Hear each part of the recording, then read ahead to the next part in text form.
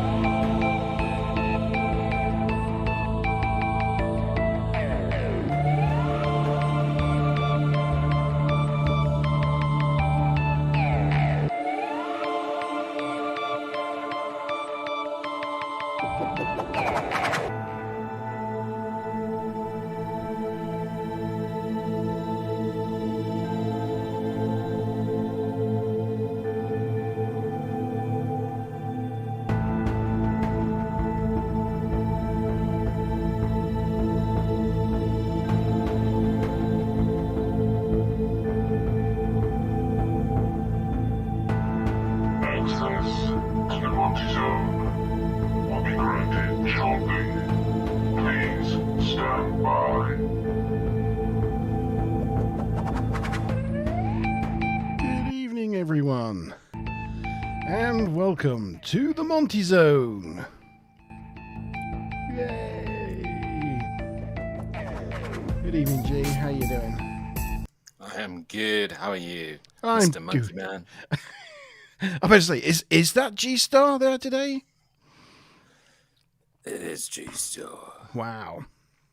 And as you can see, as promised, we've come in fancy dress.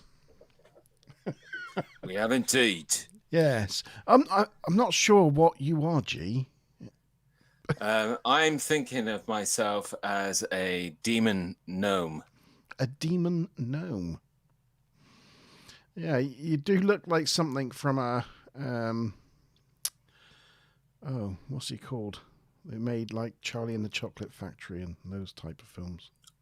You're talking like an Oompa Loompa. No. What's he called? Edward Scissorhands. And yes, evil gnome. Evil like gnome. those gnomes that you have sitting in your car and then sort of wobble around. Yeah. So what are you? I'm thinking Sasquatch. You know, we've been on the hunt for Bigfoot, and so I thought I'll come as him this evening. Yeah. But, yes. So here we are. It is Friday night. It's 8:00. It's the Monte Zone time, and Wave to us. wave. Now you're making me do things, aren't you? Hello. Yeah. Hi, guys. Oh, look at those big hands.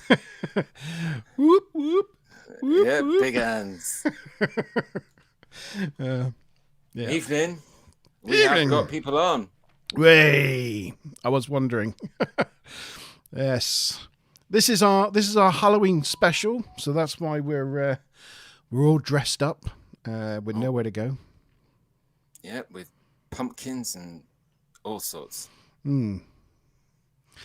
Yeah, you got And lots of scary stories. lots of scary stories. So we're hoping that we're going to have people joining us this evening, joining us for a scary story. And so what I'm going to do to aid that, I am going to stick the invite to the studio. I don't think have I ever done this? I don't think I've ever done this. Nope. I'm going to stick an invite to the Monte Zone studio in chat. So anybody that wants to can grab that link. You can grab that link from the chat and come and share your ghostly stories with us. You'll appear in the backstage. It'll ask you to put in a name and whether you want to put camera on. You don't have to put camera on. If you just want to just chat to us and not be on camera, that's absolutely fine. Especially if you look like me. Yeah, I mean, to be fair, there's nothing that could be more scarier than what we look like. But we could have a little Monte Zone competition as well for the best pumpkin. If people have got pumpkins that they can display on camera. oh, I don't have a pumpkin. I'm all disappointed. Maybe I could put a pumpkin in the. Oh, evening, Scary Lindy. I can't be a pumpkin, but what is that? Oh, it's a present. I was like, well, that's not a pumpkin. That's a talking present. Lovely. Bit out of season, bit out of, No, context. Yeah. No, I haven't got a pumpkin, I'm afraid. The link isn't coming up on chat, apparently. Is it not? No. Uh, So Smiler said, send me the link, Monty, via WhatsApp. I will do that now. If you just want to fill and talk about what we're going to be doing this evening, G, while I'm... Well, what are we going to be doing? We're going to be trying to scare people. No. Our guests that are coming on actually have some really, interesting and personal stories to tell, about paranormal activity, which is really fitting with this weekend and Halloween and all the scares.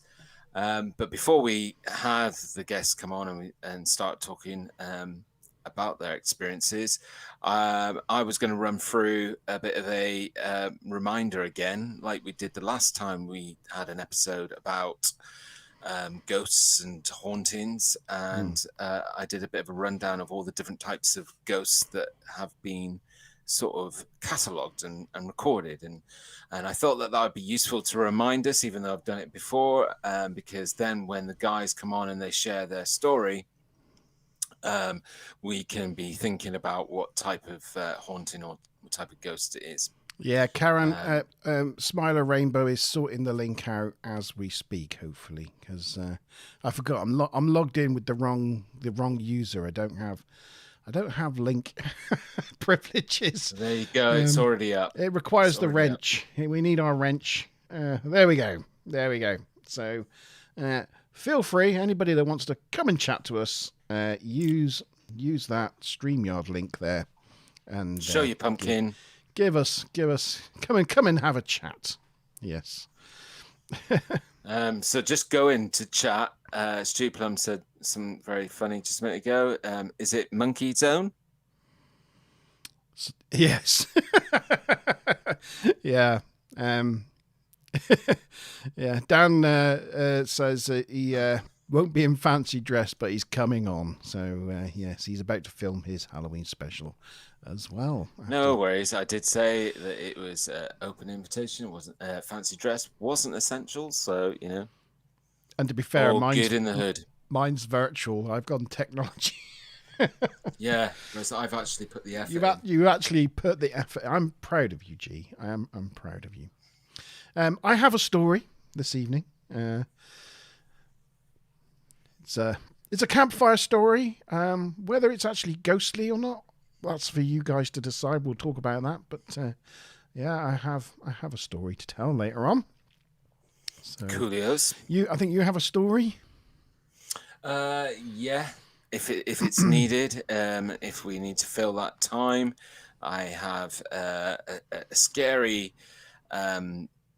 account of several sightings of a very well-known haunted location right here in Plymouth, our hometown. Yeah.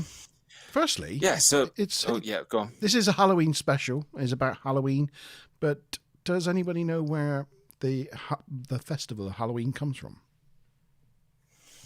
Well, no, I don't.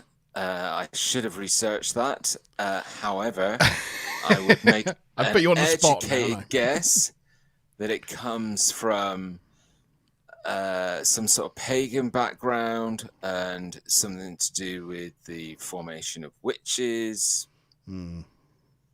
I don't know if you're nodding your head there or just having some sort of monkey fit.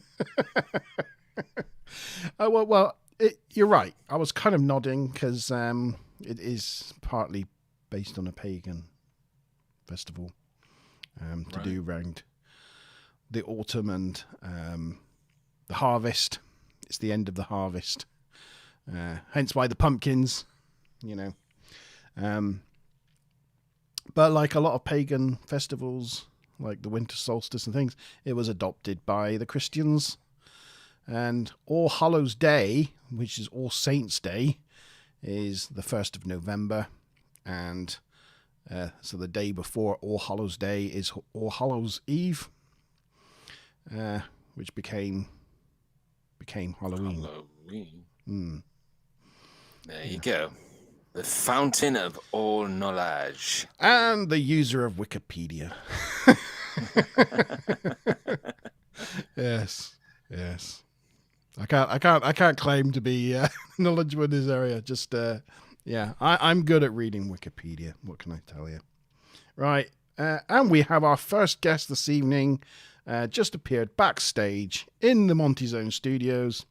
We welcome Ben to the stream. Hey. How are you all? We're doing well, thanks. I love the backdrops and the face masks. That's brilliant. Thank you, buddy. I do have to say that yes, G Star has outdone me. He put a lot more effort than I did into this. How have you done that, G Star? How do you? There's nothing I can do. I want a face mask. It's not a face mask. It's makeup. Yeah, he's gone all out and just painted his face red. What's the hair though? Like the hair and stuff. It's a wig. It's my gnome wig. That's so cool. I'm a demon gnome. Monte, how have you done yours?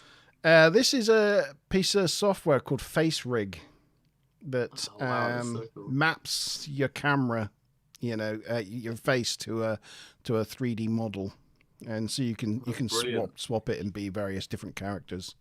And so I just took a photo of my studio and loaded it into the background and a photo of my mic at the front to make it look like I'm in a space. Wow, that is brilliant. It's so real. Yeah. So we're kind of saying that he's Sasquatch. Yeah, I'm what we've been looking for all these years. You finally found me. I was hiding. Like a hybrid Sasquatch with the green hair and stuff. Yeah. Hybrid. Show those hands. Show the hands. Whoop whoop. Yeah, I'm partying.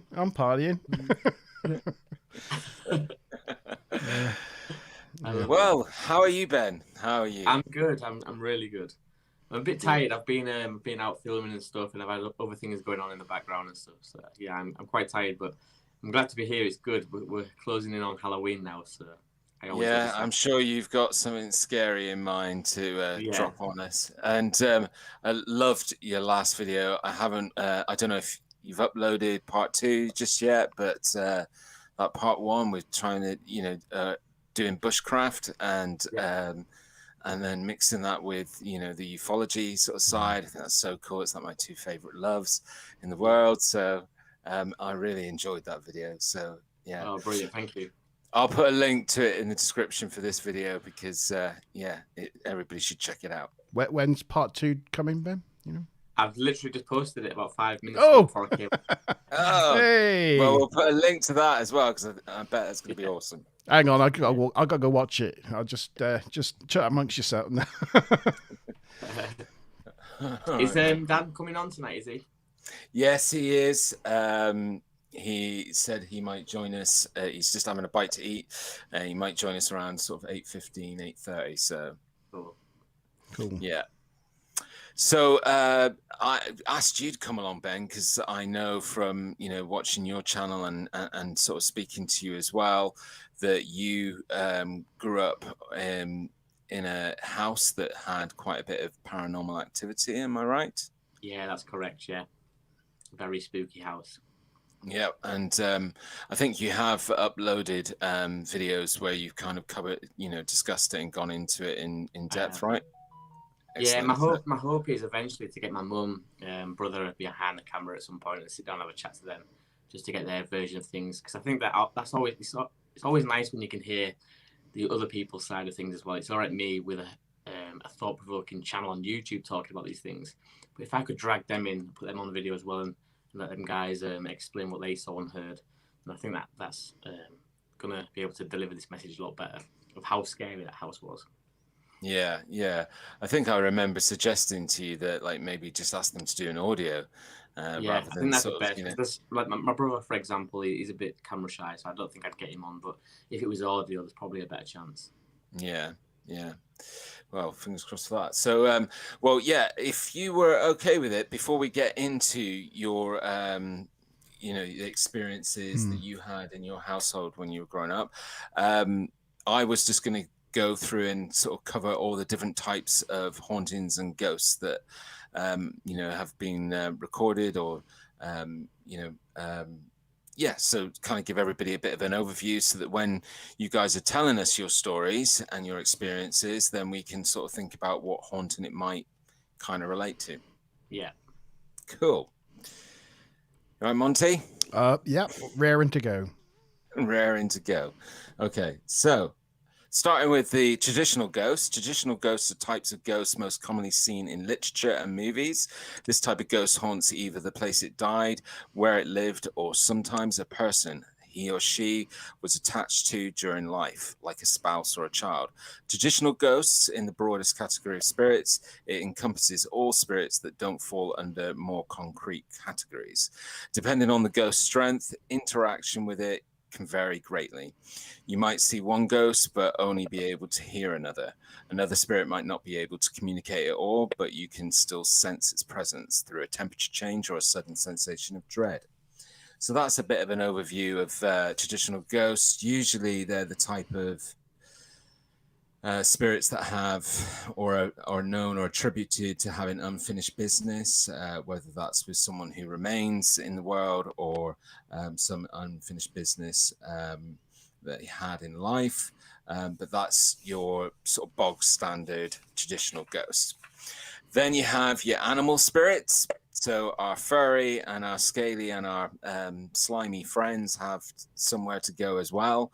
And so animal ghosts are spirits of animals that have recently passed. Typically animal ghosts or cats are cats or dogs, but there have been sightings of other species such as horses and birds. Animal ghosts are much rarer than spirits of humans. They usually haunt where they lived, not where they died, and often linger in areas where they felt most comfortable, such as near a bed or their feeding area. So that's a bit of a quick overview of animal spirits. Then this one, which is, I think, kind of quite an important one, in my view anyway, is crisis apparitions. So crisis apparition is a vision of a person undergoing extreme emotional trauma at the time of his or her appearance. Crises include, but aren't limited to, disease, severe injury, or death. These apparitions appear to loved ones during or shortly after the crisis. So, you know, those kind of apparitions that you see before somebody dies, and then you pick up the phone and then you find out that they've been in a car crash, or that's, you know, your kind of crisis apparitions. And I think that one's interests me because it kind of relates quite well to like other psyche as well, like in terms of telepathy and things like that. It could also sit within that realm. Then you've got poltergeists. Poltergeist hauntings are characterized by a violent manipulation of physical objects, such as items flying through the air. There is some disagreement among the professional community regarding what a poltergeist actually is. The most common theory is that it's a presence of a living being, usually an adolescent female, that brings energy into the home that a spirit or poltergeist uses to interact with the living. Removing the person from the environment will end the poltergeist activity. However, if another human with a unique life energy enters that house, the poltergeist may harness this energy and continue to torment the residents of the home. And then you have residuals, which is another one that we kind of connected to when we showed the footage of Barry Pomeroy, that was very much what is believed to be a residual. So a residual haunting is not a ghost, but a replay of a past event. This is like a recording that can play many times, and the story always unfolds in the same way.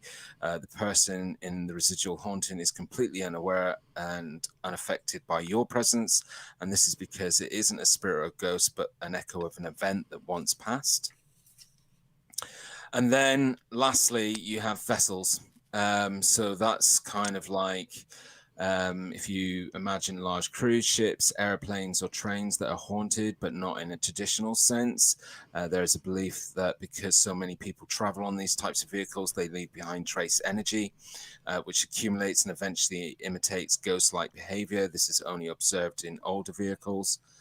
The nature of the travel impacts the collection of the residual energy. For example, a ship that carries illegal immigrants who are filled with fear of being caught will have much higher likelihood of becoming haunted because of the intense kind of like energy.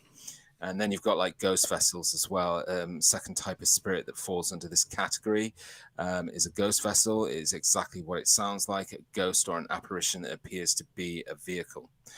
This includes any kind of vehicle from boats to cars. These apparitions are believed to be linked to the death of a human, whether it was through a fatal crash or if the vessel was used to transport their body. A well-known example of that actually is the Lincoln's Ghost Train. Every April 29th, this ghost train can be seen traveling through Urbana, Idaho, transporting President Abraham Lincoln's body back to Illinois. Wow, fascinating. So did you say with the traveling one that the person doesn't have to have died or anything? It's just that they're leaving their I'm just quickly energies. stick a hoodie on. I can still hear you guys. Yeah, no worries. Yeah, so that they're leaving their residual energy just because it's like a well-trodden path. Yeah, it's sort of talking about like, I think that was a really good example, evening Mickey, by the way, and to all the other guys in chat who are still with us. Please don't forget to like the stream. That'd be awesome. And if you haven't done so already, subscribe. But as we always say, sharing is caring. So if you could share the feed or share the video, that'd be awesome. Anyway, getting back to what were you asking? Yes. So basically, it's like the example that was in there about a ship full of immigrants. If you've got a situation or a vessel that's carrying people that have going through intense emotion or an intense experience, like for example a boat that was in a rough storm at sea where all the sailors like died or got drowned or whatever, it's it's about the energy, that sort of intense energy that leaves an imprint on these vessels. That's what it was getting at. The London Underground must be rife with it then. Yes, that's intense, isn't it? Really that's an intense example. place. Have you guys seen the documentary about the ghost one? No. Yes, I haven't. have. No. Dan shared it with me. Or it might be you, Ben. I don't know. One of the best documentaries I've seen, actually, about spirits and poltergeists and things like that. It's brilliant. Oh, cool. Talking of Dan, I see we have Dan backstage now as well. So I'll bring Dan in as well. Hi, Dan. Mr. Godwin in. Oh, hello. Hello. Hello. Welcome. How are we all? We are well. Very well. Well. Dandy Dan. Dandy. Just Excellent. Dandy. Yes. I'm trying to figure out what you were dressed as, G. I've said it about 3 times. I am dressed as a demon gnome. Like those gnomes that sit in the car, with the things with the bigger hair? Yeah. They usually got green hair and they're green. Yeah, I know the ones. Yeah, but I'm a demon one. Oh, lovely. It's it was about £12. No expense spared. But my costume scared my daughter, and I'm not sure if she's going to be watching tonight with Becky. So I've decided not to put it on. Oh. Never mind. And I don't want to scare those little ones. I am a nasty father, though, so tough. Tough. Oh. I've got a mask I can put on, but I don't think I'd be able to speak properly. That's the only thing. Yeah, that's my issue. I'm not going to be able to speak properly It's with my that. fellow monkey. I was like, Fellow- Fellow Sasquatch. yeah. Evening, Dan M. Thanks for joining us. So I was so that nicely we were going to go straight to Ben, I think, because Ben came in first. Sorry, G, I have one more question. Go on then. You said poltergeists are usually female? Is that right? No. Usually, so poltergeists are often believed. This is obviously, just one theory within the realm of poltergeist, but believed to be created by an energy that's created in a household, and usually that level of energy, or maybe it's just that specific type of energy that comes from a sort of rebellious teenager that's going through teenage angst, and often that will be a teenage girl, but not exclusively. Like it can be teenage boys as well. But there's a very, very commonplace theory that within the sort of poltergeist that it is generated by that. Right. Cool. Hope that clarifies it. Yeah. No, that was interesting. That was all. That was new information. Hi, Dan M. He says that G and Monte look the best they have ever looked. Yes. Thanks, Dan. I thought G-Star was related to Donald Trump with a tan. Being on the sunbeds. Yeah. Well, I think my hairpiece is a lot better than his. Yeah, I think so. I think, yeah, definitely. Yeah. Right. So, well, let's get straight into sharing some of our past experiences then. And I think we were going to kick off with Ben and sharing his story growing up. Yeah. So you want me to just start from the beginning? Yes, please. Sounds like an awesome place to start. Okay, so the house where I grew up was just on a normal-looking council estate. Nothing unusual as to where the house was situated. Growing up, there was me, my older brother, my older sister, my mum and my dad. And the household, as you just mentioned there, G, had a lot of residual energy, like a lot of energy in and out of this house. My mum and dad would often bicker and argue, which created energy. Then there was 3 children. My sister would have been going through puberty at the time while living there. Something as well, which is really closely connected to poltergeist activity. Poltergeists seem to latch on to children, small children, or young girls going through puberty. We also had a lot of friends at the time running in and out of the house constantly. So there was a lot of things. There was always a high energy in that house. And strange things, for as far back as I can remember, always happened in that house. And almost every walk of life had an experience in there. Not just myself, but my mum, my dad, and even friends of the family, neighbours, anyone that would come round would have a story to tell about this house. For me, it all started when I was about 3 or 4 years old. And you've probably heard me, Dan, speak about this before, but I'll go over it again. I was sat in the living room, just me and my mum, and my brother and sister were at school. My mum had said to me, Ben, I'm going to be getting in the bath. I'll be locking the bathroom door just in case your brother and sister come running back from school. So do you want to sit downstairs and watch TV? Or do you want to go upstairs and play in your bedroom? So I said that I'll sit downstairs. I'll carry on watching the TV for a little bit. And after a while, I got bored, decided that I wanted to go upstairs. So I jumped off the sofa and I knelt in front of the TV. Now, this was one of the old style TVs. And when you pressed the power button, the screen wouldn't just instantly turn off, not like they do now. Instead, the screen would come up with this black and white static on the screen, and it would slowly fizzle out to a solid black. So as I'm kneeling in front of the TV and I'm watching this static start to fizzle out to the solid black, I noticed that in the corner, just over my left shoulder, or where it would have been over my left shoulder in the reflection, was still some static, or what I thought was static. So I, confused, turned the TV off again and back on. And back off again. And there it was, still this static in the reflection of the TV over my left shoulder. Now, the only way I can explain this is if you imagine a heat wave on a hot day across the road, and you turn that vertically and give it the cookie cutter shape of a human with head, shoulders. That's what I was seeing in the reflection of the TV stood behind me at the living room door. So I'm knelt there in front of the TV watching this thing, in the reflection, and it's shimmering like a heat wave. At this point, I understood that something wasn't right. It felt strange, and I knew that there was something weird happening. I just didn't feel frightened or terrified at this point because I was so young. I stood up from the TV and I headed back towards the sofa, always keeping my eyes on the reflection of the TV at this thing. And as I sat down, I realized So were you walking backwards? Yeah, I never looked at the door directly, and I never looked at the chair. I just carried on looking at the TV, but walked backwards like this.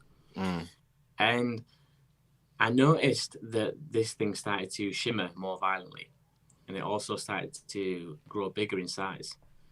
And I took that as this thing was getting closer to me. So I quickly looked, and as I did, this object, glowing object, just floated across the floor, right up into my face. And I scrambled up the back of the sofa. I must have kicked every cushion onto the floor, jumped over the back of the sofa and round the other one that we had in the living room at the time, upstairs, brayed hell on the bathroom door for my mum, and she came out asking me what the hell was going on. I couldn't hardly speak. I was absolutely terrified of what just happened. But you can imagine my mum hearing her younger child talk about something float across the floor. She was also scared as well. Just because of the state I was in, I was absolutely terrified. That was the first time. That was the first incidents that I remember for me. So you mentioned that other members of your family experienced things. Was what they experienced similar to your experience? In terms of that sort of image, or was it other sort of stimulus? No, different, and it varied from everybody. So. Whereas I saw this glimmering white object that looked like a human shape, my dad later saw an old woman. So he was washing the pots one night in the kitchen, and directly in front of him is the window looking into the back garden. Now, because the hallway light behind him was on and it was dark outside, he couldn't see in the garden, but instead, again, could see the reflection behind him. So as he's washing the pots, looking into what would have been the garden, he sees a figure walk through next door's wall behind him. An old lady, and he literally just dropped the pots there and then. She walks through the wall of next door and turns left to head up our stairs. So my dad, he's a real logical guy, straight shooter, doesn't just take paranormal or ghosts lightly. He has to have an explanation for everything. So he went to the bottom of the stairs to see where this thing was going or what it was, or had he made a mistake. And he said that when he got to the bottom of the stairs, he looked up and this thing turned right. And at that point, he said, no, enough's enough. I'm not going up there. But yeah, he swears he saw it clear as day. An old lady came through next door's wall and headed up our stairs. But it started to speak as well. Like, this is something you always hear with poltergeist activity. There's a progression. They don't just from day one start throwing things around and talking. This is a progression that takes months, sometimes years. And eventually, this thing did start to speak. I'll give you a really quick story again if you want, G. Yeah, but you can't say something like that, like it's starting to speak, and then just leave it at that. Yeah, so my dad was a long distance lorry driver, and he would spend hours and hours out away from the house on the road, driving up and down the country. So often when my dad would get home from work, it was the late hours or early hours of the morning, everyone else would be asleep. And my dad's routine was to come home, put the kettle on, have a cup of coffee and sit down for a while, just so he could unwind, because you can't come from driving a lorry up and down the country to jumping straight in bed and expect to go to sleep. So he came home, early hours of the morning, everyone was asleep as normal, and he said that he'd gone into the fridge and bent down to get the milk. As he bent down over his right shoulder, in this ear, he said that he heard someone say, "Gary," and he said, I swear to you, it was so real that I almost turned around thinking it was your mum. And he almost answered this thing. He almost said, yeah, because it was that real. All the hairs on the back of his neck stood up, and there was no one there. Nobody there at all. But he said he heard it 100%. There is no, was it, wasn't it? It was a woman's voice that said his name early hours of the morning.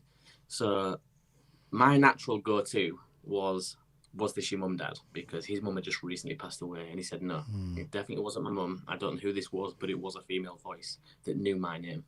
And that scarred him for a long time. Like, my dad couldn't function for a long time because, can you imagine? It's one thing to admit we've got a ghost and weird things are happening in the house. But when we start trying to admit that, hang on a minute, this thing from somewhere else knows my name, that played on his mind for a very long time. Like, how did it know his name? Was it upset with him? Had he done something wrong? Is it a relative? It was just a really weird thing that really played on his mind.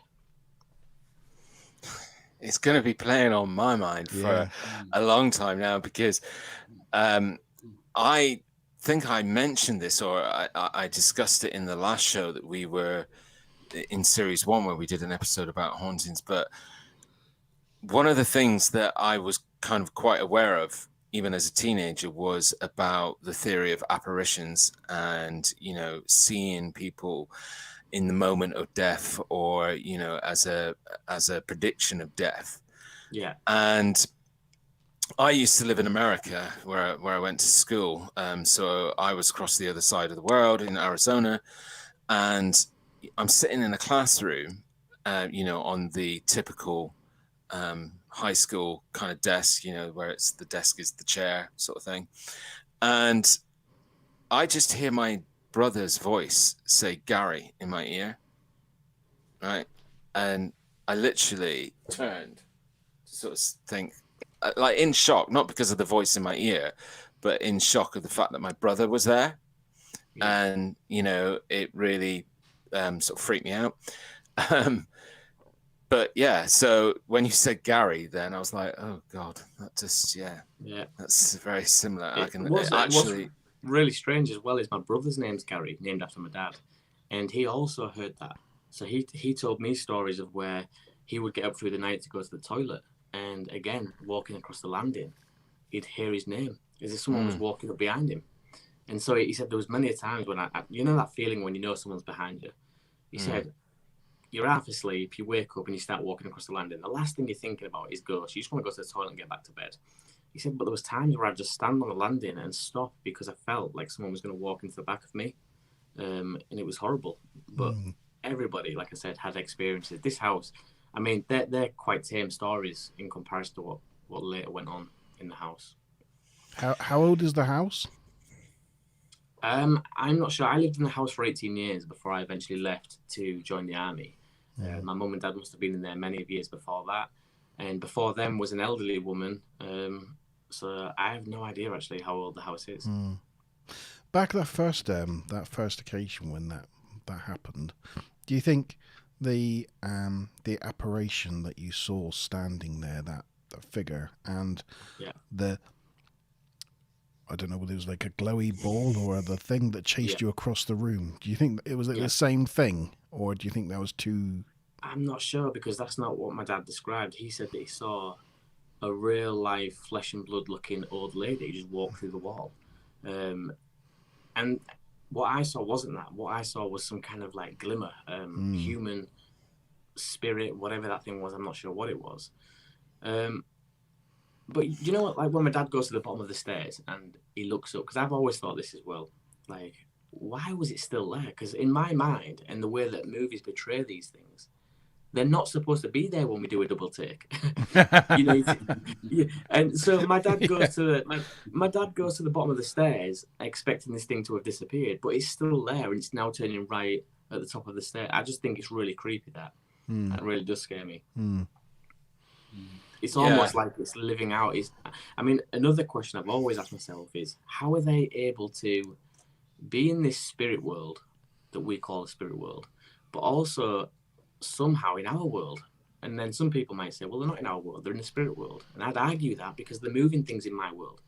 If they're able to move a cup off the side or interact with a candle, then that's in my world. So how is it able to do both? These are questions that really torment me. I mean, one thing, so hold on, I don't want to jump ahead of myself. So where you started and the incident that you were telling us about in the living room with the TV, what I found really interesting about that is only today I was reading on a website, you know, it was a list of things that you need to watch out for, or if you were wanting to know if you were being haunted, these were the list of things to, you know, take notice of. And one of the things that it said is that one thing that's very common is people that are in a haunted location or experiencing activity will often see things in the corner of their eye that look like glimmers. And then when they turn to have a look at it, there's nothing there.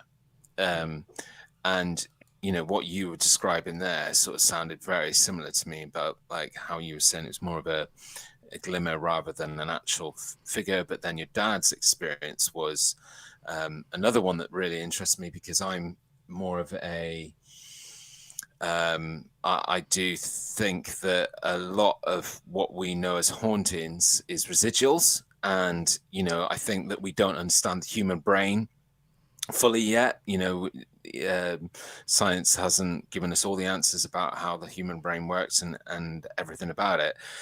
And I think that sometimes the human brain can be like a camera, and you know, a lot of the residuals are things we're seeing that are incidents that happen that are being replayed, and they've left a kind of picture, and something in our brain is able to translate that picture at times. Yeah. And you know, the description that your dad's saying, where it was like a really just like a life, you know, a lifelike old woman, you know, sounds very much like a residual. I don't know what you think. Yeah. No, it does. It sounds like an echo in time. Is I think what you're trying to say there, like something replaying itself. Yeah. Yeah, it does. However, the counter argument to that is that things that happened after are more in the here and now. Things that are happening in the present, not just an echo in time. Later things that developed. Kind of. I think it was a bit of everything. Maybe it was an apparition. Maybe it was an echo in time, and what I saw was something else, and things that developed later was something else yet again. Who knows? There might have been a whole bunch of things happening in the house. So I'm almost afraid to ask. You said those stories were lame or lesser than what came later. Yeah. What's the So I've got two that really. What's the worst stories then? Yeah. So I've got two that really do stick out to me, and these are the ones that I always think about a hell of a lot. And they didn't even happen to me, these stories. These happened to my dad and my brother again. So, but absolutely terrifying. My mum and dad was going through a divorce at this particular time. And my mum had left the house with my sister had already grown up now. She'd got her own child and her own place. My mum had her own place. So there was only my dad now in this house because I went to live with my mum. And my dad said that he'd gone around the house one night and he'd locked all the windows, locked all the doors, double-checked everything was secure. And he'd gone up the stairs to bed. He'd just recently had new carpets fitted all around the house. And he said that he opened the bedroom door, jumped into bed, and he was laid there for about 5 or 10 minutes, just trying to drift off.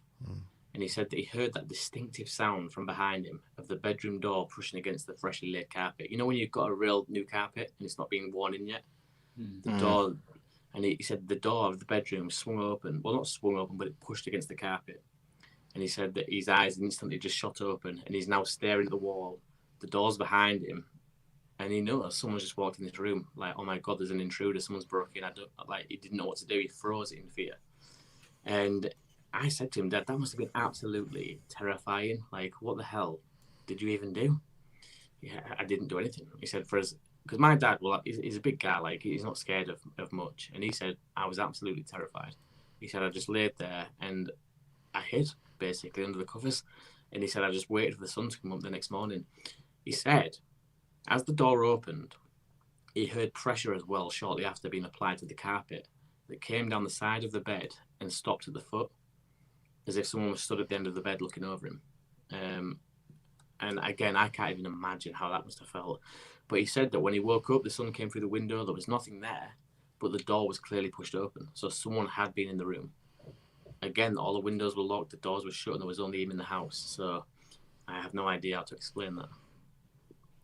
I'd be on contacting Rightmove and... Yeah. And the next story, if we were to jump into that one real quick, is Boxing Day. My dad and brother are in the living room watching Match of the Day, football's on.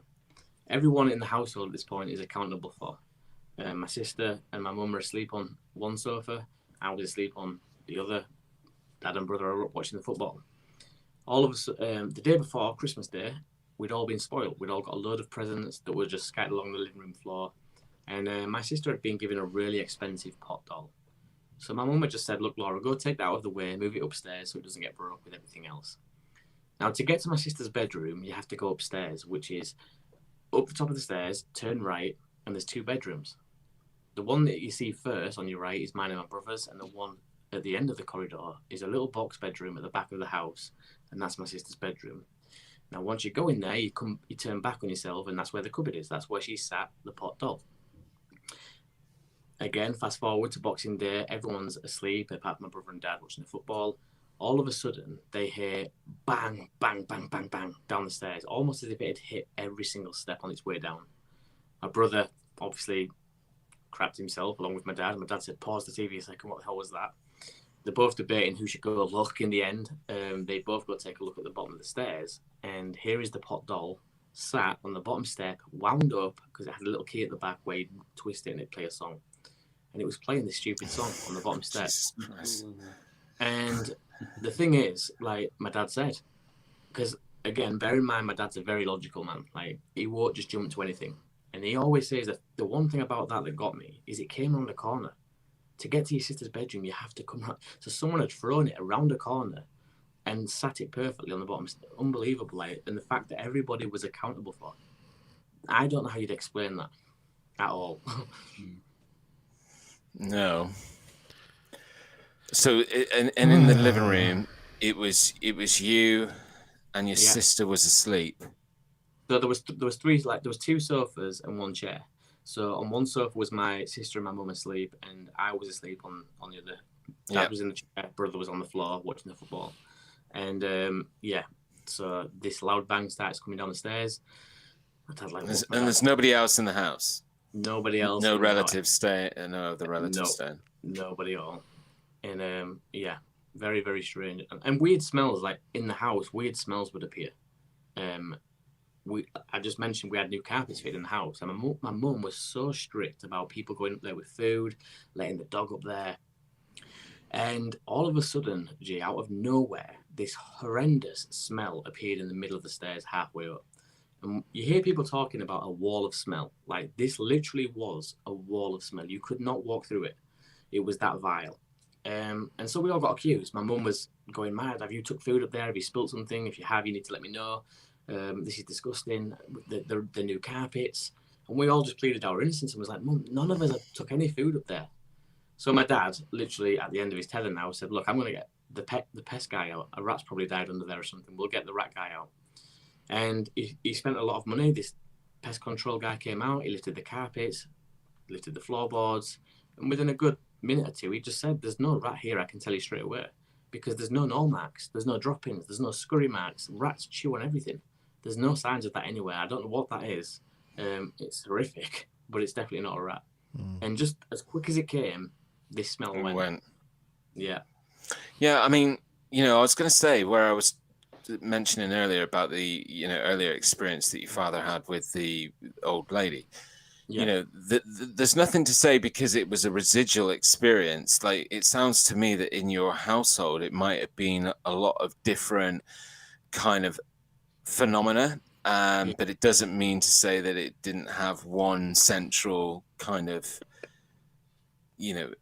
entity behind it, but it can always translate in lots of different ways. Like you're saying, you're talking about the smells there as well. That's kind of quite a known phenomena, and certainly actually goes quite a lot with animal spirits.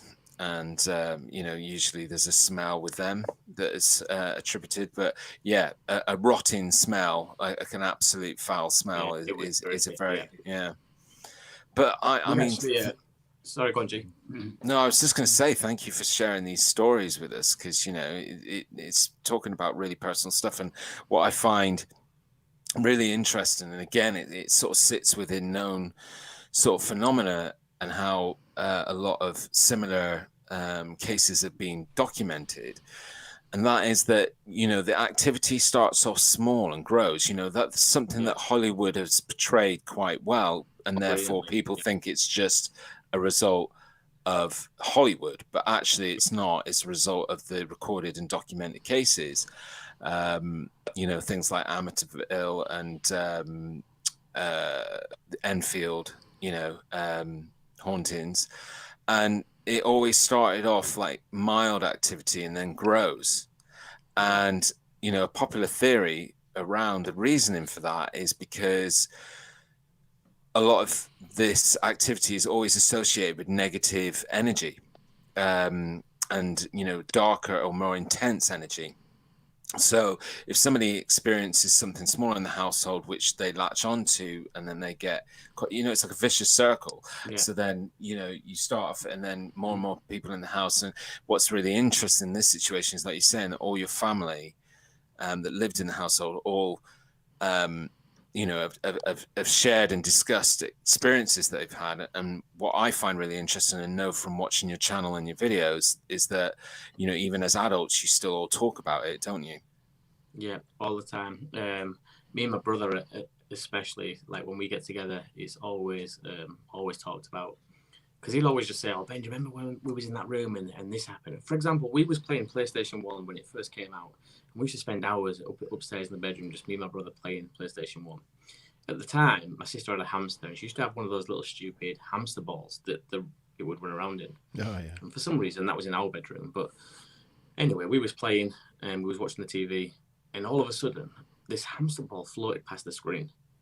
And we can't, and I know it sounds stupid for anyone that's never lived this. It sounds like a really bizarre world to be in, but we just paused the computer, looked at each other, and we just literally tripped over each other, trying to get to the door as quick as we could.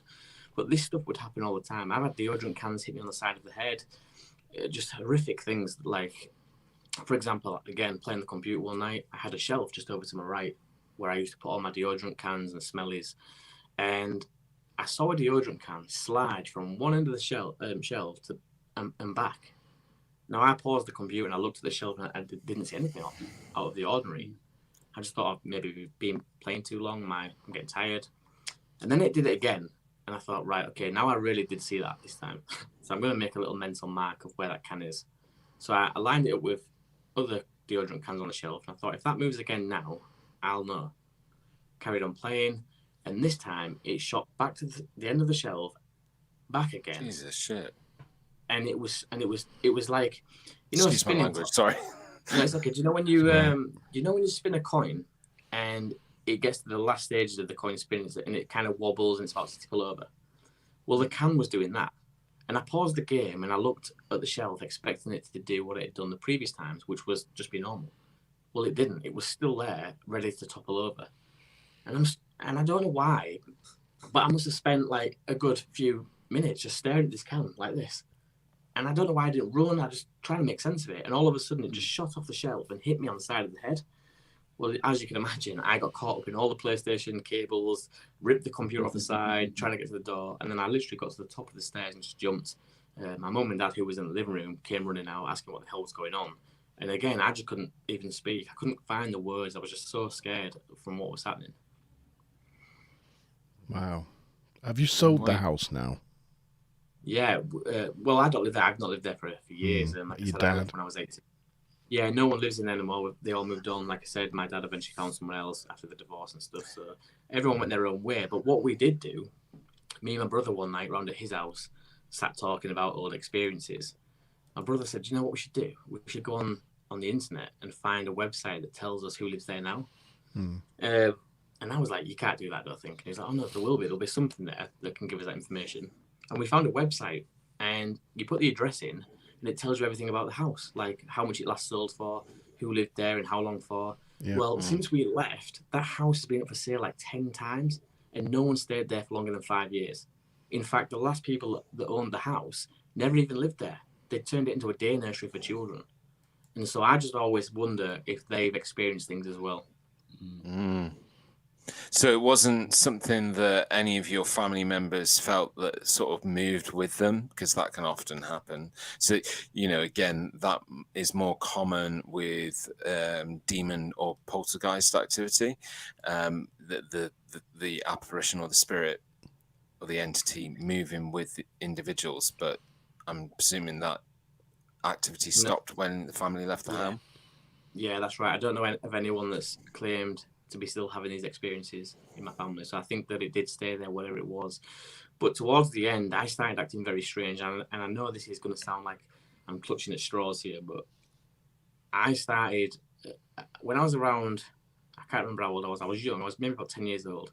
But I started acting very strange. And it's only now looking back at this that I think, actually, that's not right. That's weird. Like, that is not normal behavior.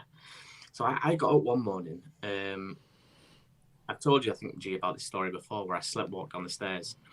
And I'd gone down the stairs, but I was behind my own body. So I can see me now walking. And I walked in the middle of the night in pitch black darkness down the stairs.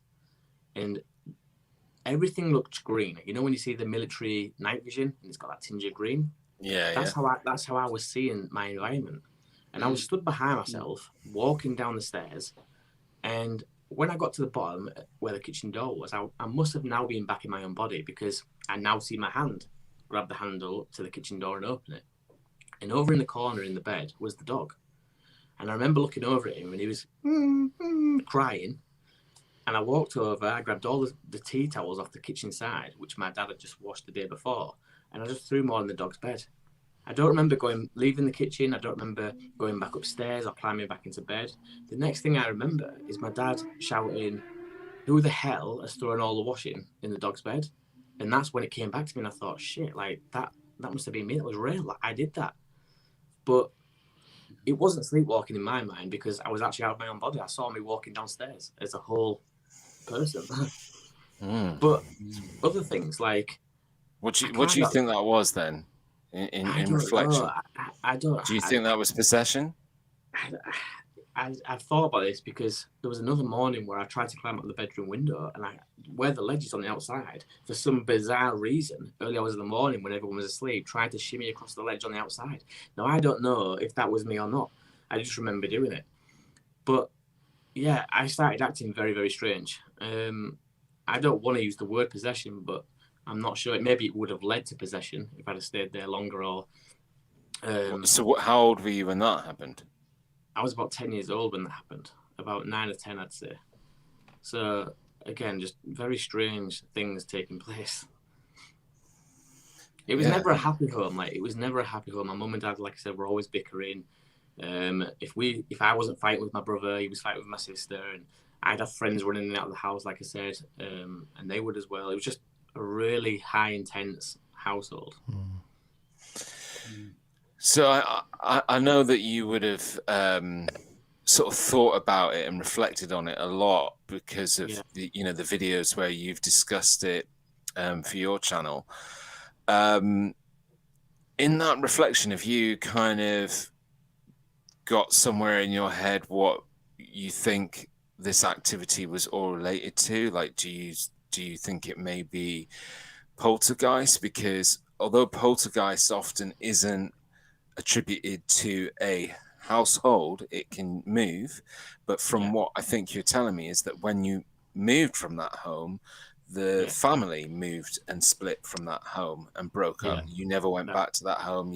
Your sister probably never went back. And so if it was the energy that you guys as a family unit were creating, that could also have explained it, stopping when you left the home. I'm just wondering whether you've kind of got a clear idea of what you think what type of ghost or haunting it was. I think it was 100% a poltergeist because it was able to move things and interact with the surroundings. So I think it was a poltergeist on that basis. Now, did we create that poltergeist from the energy in the house? Again, that's something else I'm not too sure about. Now, if these people that have lived there since have experienced things, then that would suggest that it wasn't us. It's something that's always been there. So I'm not really sure. Or was it maybe not that you created it from your energies, but maybe the energies that your family brought to the house awakened it or infused it to woke it, Yeah, that's a possibility. The other one that I'm sort of starting to kind of think it sounds like from all the bits of evidence that you're kind of saying is that it's traditional ghost, whereby I was saying that a traditional ghost usually is related to somebody who's lived in a property, somebody who's got unfinished business, But within that realm of traditional ghosts, you can get friendly ghosts, and you can get very non-friendly ghosts, and ones that are a lot more active, and other ones that aren't so active. And for me, it sounds like maybe your family experienced a ghost that was attributed to that building, to that home. So it would be really interested to look into the history of the house before you guys lived there. I do know some of the backstory of the house. Cool. But and then the reason why it didn't go with the family when you left, and also you were saying that when you've looked into the then recent history of this house, that it's sold a lot of times, would give indication that there's still something that's attached to that property. But I think it's a particularly malevolent, that grew from the energy that was in that your family possibly was experienced at times in your home. So but that's just my theory anyway. Yeah, no, I agree. I think that you're probably right there, G. Let us know what you guys think in chat. That'd be awesome. What are your thoughts, Dan? I mean, I've heard Ben tell these stories countless times now, and they always just baffle me. They always, I mean, my own experiences are just polar opposites to Ben's. Sorry, and they just baffle me. It's like the doll gets me. It's got to go around the corner and it's got to come down a corridor. That's right. Yeah. That's what it's always stayed with me. I mean, at a stretch, if we was clutching at straws, we could say the doll, she didn't put it on the shelf and she thought she did and it fell down the stairs. But that wouldn't explain it coming around the corner. That wouldn't explain it landing upright, perfectly positioned and wound up at the back playing the song. So it's just, there's too much there for me. Yeah. And it wasn't the only thing like that happened. There were similar things where there was an intelligence behind this thing. I mean, it definitely sounded like it became more intelligent, and apparently with the more active they get, the more intelligent they get. It's like anything, it learns. So but for me, the thing that got me, and that's where I accidentally swore, so apologies if anybody's offended by me swearing, is when you were talking about the deodorant. And like, I'm sorry, but like, that's why I asked how old you were, because I don't think at any age, if a deodorant can flew across like a shelf and I knew it was moving by itself, I'd be like, I'm out of here, bye. No. Yeah, same. Yeah, and that's the thing. It's like, you've probably had years and years of being used to strange things happening. Yeah, like when I tell these stories, I mean, you guys are hearing them one after the other, but this might have been like an 18-year period. And I've got to say that there was time. A lot of people always say, why the hell did your family stay that long? Why did your mum and dad not move away? And the best way to explain this is, if you imagine my mum and dad with 3 kids, times were hard back then anyway. They're trying to feed 3 mouths. We live on a council estate. It wasn't just as easy as leaving and going to find somewhere else to live. But on top of that, activity didn't always happen. We could go for 6 months with nothing happening, but then we might have 6 months where everything is just turned upside down. And it was because of that we stuck around for as long as we did. Here's a pretty perfect question. So was there a particular time period that a lot of activity used to happen, like within the year? There was, yeah. So it was always around like Christmas, birthdays and things like that. So that again would relate very much to a traditional ghost that's attached to the building, unfinished business. There's a particular time, like a crisis thing, like when they died or when something happened in the household that then made that thing more active around that time of year. So that's why you could probably go these long periods of nothing happening, and then all of a sudden again. I believe I actually even know the name of one of the people. So my next door neighbour was they were an elderly couple, so they knew the person who lived there before us, and her name was Mrs. Bates. She was a very elderly lady, religious, and she was often visited by a priest. Now the priest died a few years before she did. In the front living room, he choked to death. A few years later, she fell down the stairs, and nobody could get to her in time. And she died there at the bottom of the stairs. So that's 2 people that I know for a fact died in the house. But my brother my brother swears that he's seen a little girl one night at the end of his bed. And again, I said to him, well, what did she look like? He said she was a little girl. She looked like she was in Victorian clothing. And she wasn't sat on the end of the bed. She was stood up, leaning over the bed, looking at him. Crystal Karen's had to put smooth radio on in the background because she's sat at home by herself this evening, and I think we've given her Ben. You successfully given her the heebie-jeebies, and yeah. I mean, Karen has. Oh, I've just put makeup all over my front. Forgetting that I've got makeup all over my face. Yeah. So basically, Karen has mentioned before that she. Picks up on energies and other stuff. Yeah. And she probably is a firm believer that, as she stated, talking about this attracts this type of energy, going to have to do something else to distract myself. I see ghosts, spirits, energies, auras on a normal day. So, yeah, that was something, that I was going to mention tonight as well, is that just as a weird thing, I've had 3 mediums. In my lifetime, I've had 3 mediums refuse to give me a reading. Wow. Just as a interesting fact. We got the house blessed as well with holy water at one point because it got so bad. My mum was losing sleep. She was getting stressed with things being moved around the house and not being able to find her car keys. She decided to, as a last resort, get someone in to come bless the house. And for about 3 weeks, things calmed down. But then it just went back to as it was, so it didn't really do much. I mean, yeah, it's we're sitting here having a Halloween special episode, and we jokingly said to everybody at the beginning that we were going to have some scary stories. But I mean, thank you for sharing this story, and it's only a flavor of, like you say, activity and experiences that went over 18 years, and it's incredibly personal to you. And I know that it's not easy to talk about this sort of thing. So from both myself and Monte, like, thank you ever so much for sharing with us. I've obviously was aware of some of the information from watching your awesome videos and you kind of covering and talking about it, but it's nice to hear some of the additional stuff that that I haven't heard before as well. Yeah. Very cool. And very scary. Very scary. You have to apologize for my avatar. It does all sort of weird things. I don't know why it keeps it's like you're saying happy things, but yet you look really angry. Yeah. Oh yes, I that's really funny. Yeah.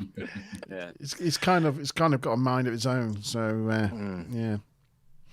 But just one last thing, just that very last bit that you talked about there, Ben, then sort of flip me back to Poltergeist again, because that what you were saying is very indicative of Poltergeist activity, and the thing about your brother seeing a little girl, because again they're tricksters and they can appear in all different forms to trick you into thinking that it's multiple sort of apparitions or situations when actually it's just one entity. So but yeah, very interesting, but one that I think should keep delving into that history of the house and I'd love to track down the people that live there now or who's got it now and just speak to them, because my childhood wasn't normal. Like, I remember times when my mum was at work, I was the only one in. And she'd come back from work and I'd be sat on the curb outside. And she'd be like, what the hell are you doing out here? Why are you in the house? And I'd be sort of terrified of something that happened, like a bang or something that happened. I'd run out of the house and just sit on the curb waiting for it to finish work. This happened quite a lot. So yeah, I mean, friends from school would come round and we'd sit in the front living room. And because it was kind of a known thing that this house was haunted, we'd say, if there's anyone here now that can hear us, give us 2 bangs. And sure enough, bang, bang. If there's anyone here now that knows my name, give me 3 bangs. And we'd all just run out. But it became like an attraction for everyone just to come and experience this. It was weird, really weird. I'd imagine. I can only imagine that there's certain little things along the way which hopefully I'll share this evening that I've experienced, but nothing that's been attributed to one sort of home or area, or and experienced it in the sort of way. It just reminds me of like your childhood must have been very similar to Conjuring too. I don't know if you've seen that film, but a lot of like what you're talking about. Have you seen the film? Which one's? What happens in? Is that The the doll Enfield with? one. That's the Enfield Haunting. All right, okay. No, I haven't seen it. You should watch it. Of the Conjuring films, it's actually the decent one, and it is kind of quite. Some of it is very similar to what you're talking about, but then again, I'm saying you should watch it. But if I'd gone through what you'd gone through, I probably wouldn't want to watch it. No, in fact, it'd be don't like going watch through a it. shark attack and saying to somebody, "You should Watch really Jaws." watch Jaws. It's a Yeah. classic. Well It's done, a G. classic." Yeah, sorry. Rewind.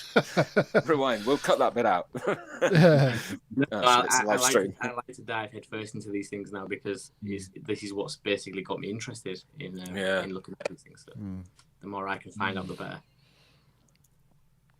Well, thank you for sharing. So, if like you wanted to stick around, I think we're going to go over to Dan now. I think Dan's got some experiences that he had. I'm not as sure about yours, Dan, in terms of whether it was when you were younger or whether it was quite recent.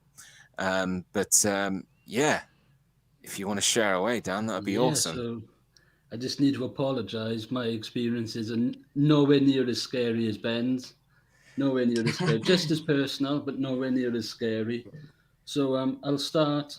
I'll start at the beginning. So age 2, my mother was going through childbirth with my younger brother, and there was complications, and she sadly died. An hour after he was born, my little brother also died. So growing up until the age of 10, it was just me and my dad. And then age 10, he met my now stepmother and got remarried. So first of all, I just want to explain things that happened to my dad, then I'll tell my story. So after my mother had died, my dad would start hearing footsteps going around the house. And he'd always think it's me, but then he'd always see me somewhere, and he's like, right, well, Dan's there, and I'm hearing footsteps on the stairs. So how does that work? And he said that he'd get these smells. He would smell my mother's favourite perfume, just brush past him. And all this became sort of regular. And then one night, I used to sleep in the same bedroom as my father after my mother died. I think it was more of he was lonely and he wanted someone in the bedroom with him.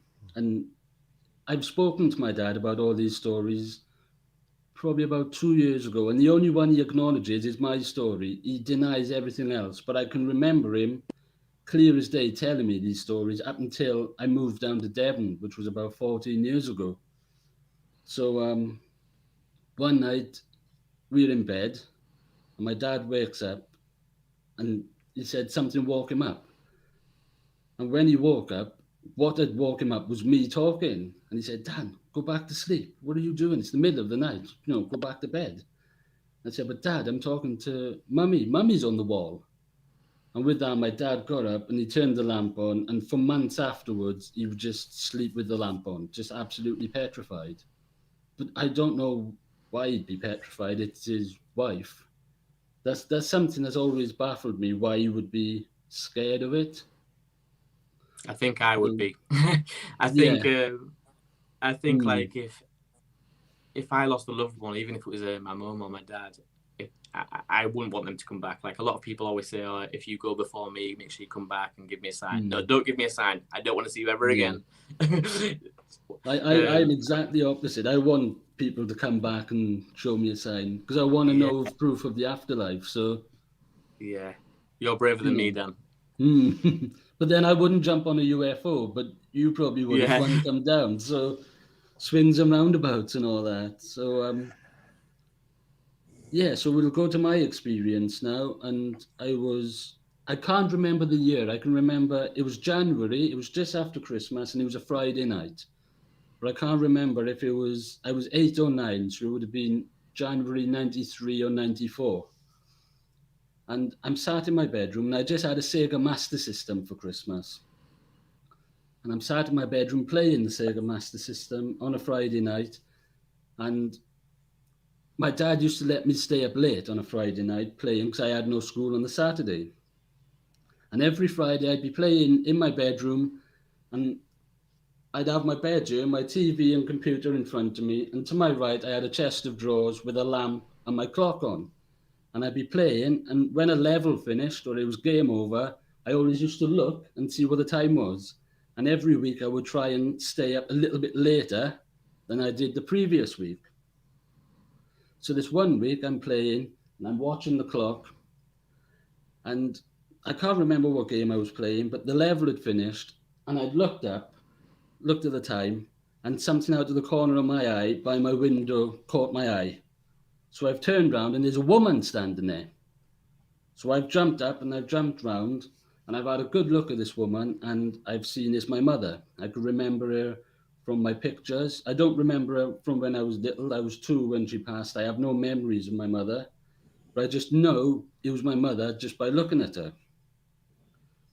And she didn't say anything. She just stood there smiling at me. She had this really warm smile, and I could see her, like I could see someone in front of me, but I could also see the curtains through her. So she looked solid, but also transparent. And she just slowly faded away. So I go downstairs and I tell my father, and he's very dismissive. He's like, yeah, all right, yeah.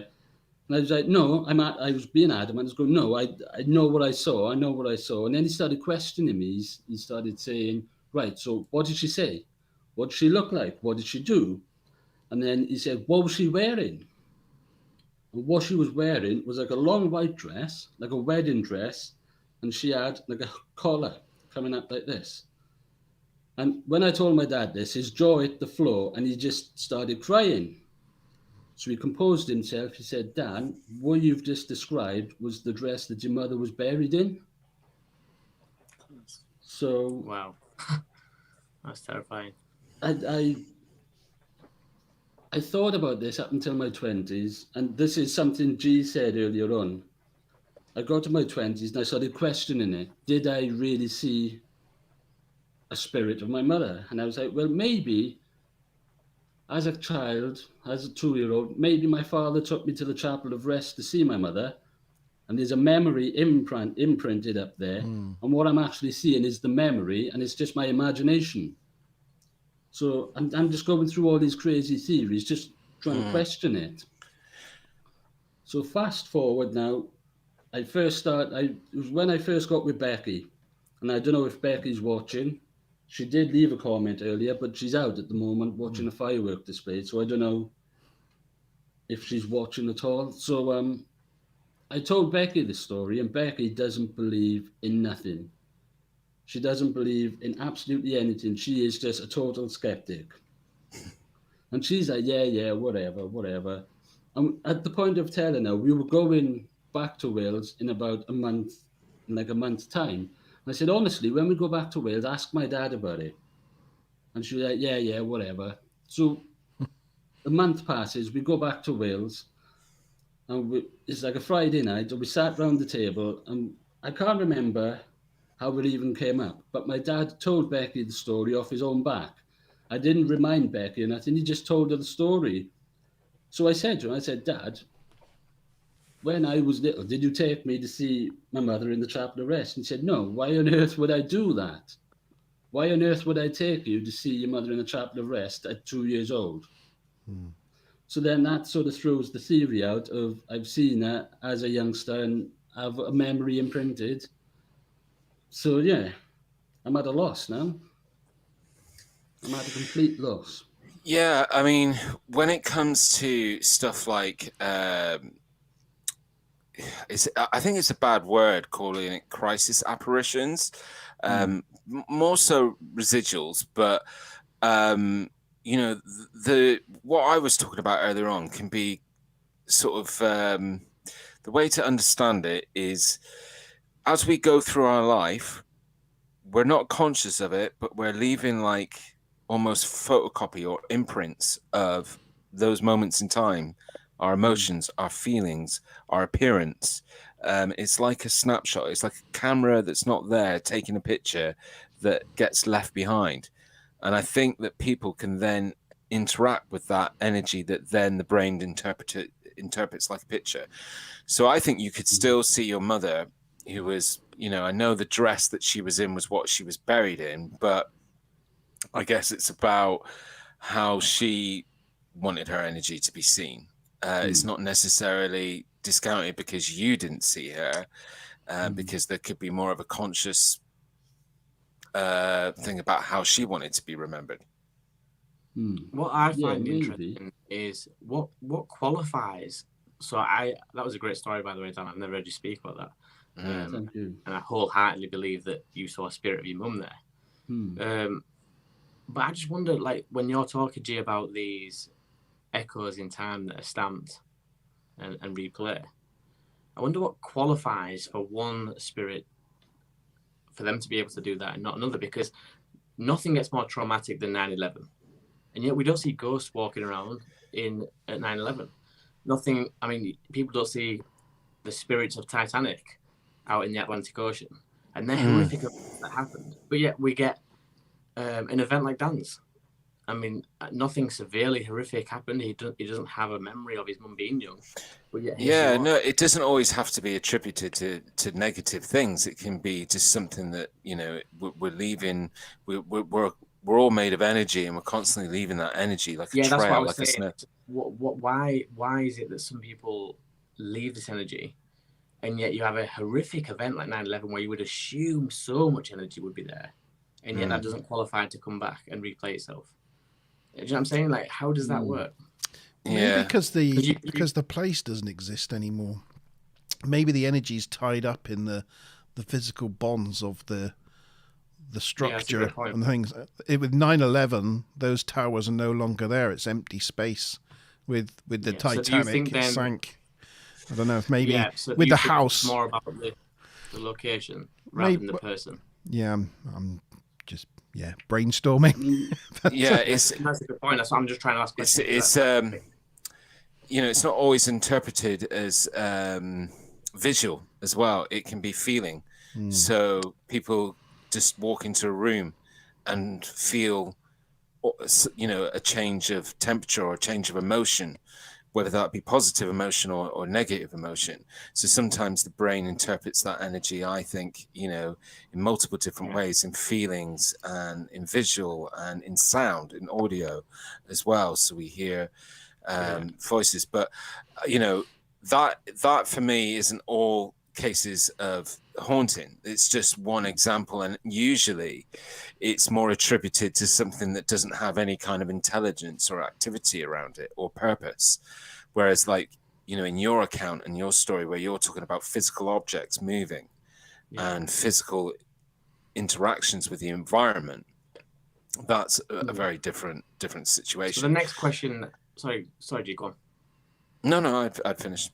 I was going to say, so the next question I would have then, Monte Batten, is if it is if it is attributed to things that are still here, like you just said, maybe Titanic doesn't show us the spirits because it's no longer here, and 9/11 doesn't have spirits walking around because it's no longer here. Then what about the train, G, that you said can still be seen in America somewhere? You mentioned at the start of this conversation, right at the very start. So we do see vehicles that are no longer here from years ago, and so it's difficult to understand. The spirit world and the paranormal is fascinating. Yeah, it is. It definitely is, and that's why I think it's always worthwhile cataloging the different categories. Because and like you said, I think that, I mean, it's a kind of, how do you feel, Dan, about this experience? Like, if I was to ask you to kind of summarize this whole experience in one word, what word would you give it? Like, what feeling does it make you feel? Oh, that's a difficult question. Is it scared, or is it? I wasn't scared. Happy, or? I'd say mixed. It's mixed emotions. It's happy. I think it was proof of an afterlife, so it's happiness. But then it's also sadness because obviously my mother's not here, and Mm. I can't hug her. I can't, talk to her about my problems. She can't be a mother to me, like all mothers could be. So yeah, mixed. I'd say mixed emotions. I've Mixed got a question, Dan. emotions. When you saw your mum there, Mm. do you feel like she could see you? Like if you had moved, do you think she would have followed you with her eyes? Was she in the same space? I think she knew I was there, but expression, she had a smile on her face. She had a warm smile, but I don't think she would have followed me. I don't know. It's difficult. Yeah. I'm just trying to stand back there and just trying to remember. No, yeah, she would have known I was there, I think, because just of the warmth. She obviously didn't want to scare me, so No. she's there beaming with a smile. So I think she knew I was there, but I didn't move. I just stood still staring, and so did she. Yeah. Until she started slowly fading. Can I just ask you a question? And have you ever been hypnotized? I've never been hypnotized, but I have learned hypnosis myself. You have, and is it Not something stage hypnosis, but not like therapeutic? hypnotherapy. Yeah, nothing like that. Therapeutic. Stage hypnosis. I've studied magic for 15 years, close-up Right. card magic and stuff, and hypnosis is something I looked into. Not hypnotherapy, just stage hypnosis. Stage hypnosis, right? Mm. Okay. But So, I've never like, been would you hypnotized. ever consider having therapy? Being hypnotized? If I had, what's the word? If there was benefits, yes. If I could get answers out of it, yes, 100%. I think it would be interesting. I think it would be interesting because this is such a pleasant memory for you, and it's not something that you are describing as scary. It's something that probably, I think, the word that you were leaning towards was warmth. Yeah. Maybe try to get some hypnotherapy to focus on that situation and try and progress into more what you're feeling about it. I think that would be really interesting because it's kind of a mixture of like jaw dropping but beautiful at the same time, your story. Yeah, it's a brilliant story. Yeah. Mm. And that's the only story my dad acknowledges is what I've seen. Everything he experienced, and we even together, I was about 18, we were redecorating my bedroom, and both of us had the waft of the perfume coming between us, and we both looked at each other, and we both said at the same time, "Did you smell that?" And I was there, I witnessed it, and my dad completely just denies it. But he has been to see I think the past 18 months, he's been to see 2 different mediums. So I might try talking to him again, because he might be a little bit more open. Because obviously he's looking for answers, going to see mediums. So maybe he's a bit more open to it now. So I might try talking to him again about it. Yeah, because it sounded from your account of the story that to a certain point he was open about it and talked about it, because else, how would you know the stories that you began with? Sorry, I have another story as well. I forgot. If I got time, I'll tell it to you. Okay, but then he got to a point where he then didn't seem closed off to talking about it. And it would be interesting to understand why that was as well. Like why the sudden change. Yeah. But just before you go into any more of the story, Monty's got his hand up. Got my hand up.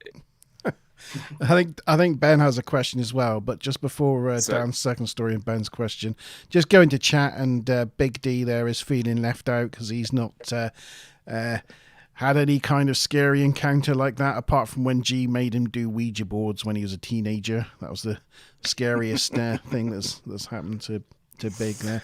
It's true. I was a Ouija board fan in my teenage years. Yeah, I think I made you do it a few times as well, Monty, right? Yeah, I remember that. I remember that well. If I knew now, if I knew then what I know now, I wouldn't have bloody touched the thing ever. Yeah. But yeah, I've probably attached some demons to me in my time. That's just why the stupidly mediums playing around with you. Probably. Yeah. Probably. I've got no respect at that age. I just wheeled out the Big D nickname because we had two friends that were called Daniel, so we had Big D and Little D, and he probably hasn't heard that for a while. And Spider said that during 9/11 she felt the disturbance in the force because we were at Becky Falls on a day trip, and she came over all funny and was so we cut our day trip away. We cut it short to come home, and then got in the car and found that the 9/11 had happened. I think I remember you talking about that in a previous stream. Yeah. Yeah, and I'm going to be completely honest as well. A similar sort of situation when the announcement of Princess Diana's death went out that day. Before I saw it on the news, I was feeling particularly strange and feeling like something pending was coming, and then that happened. So very similar. And one last thing with the 9/11 thing, the interestingly, the original plans for the replacement was to put two new twin towers on the exact sites of the original ones, and the planners and the architects in the end felt they just didn't feel that was right, so they turned those spaces into gardens and a memorial, and put the new towers around, leaving a space in the middle where the old towers were. So it's just quite interesting how they kind of felt in their bones that it wasn't right, you know. Sorry, I'm only laughing because Dan's getting a bashing from the missus in chat. Oh. Becky's like, I see Daniel dressed up for the occasion. I like it when the missus comes on to give, Chunky mare. Yeah. But then I did have my mask on to start with, and I took it straight back off. Yeah, you did. Yeah. Yeah. So, Dan, you said that you had another part of. I don't know if it's part of the same story or another story. Yeah, no, it's part of the. It's something I forgot. I missed out. So after the story of me seeing my mother on the wall and my father slept with the lamp on, my father decided to get a medium in just to try and get some answers. And the medium come in, and so I lived in South Wales in the Rhondda Valleys and lived in terraced houses built for miners. So the houses are really small. So you go into my house and we have a dining room, which is like, you see the window at the front of the house. That's the dining room. The middle room was the living room. And then we had an extension, which was our kitchen and downstairs bathroom. But when you walk in, you have the hallway and you go straight up the stairs. So the medium come in. Oh no. Damn. I heard something go pop then, and then he just like disappeared. I wonder if his battery's died. It sounded like it. Possibly. Oh dear. Or maybe it was a sign. Or it was a sign. Something out there didn't want him sharing this. That's right. How is Mickey making it into the studio?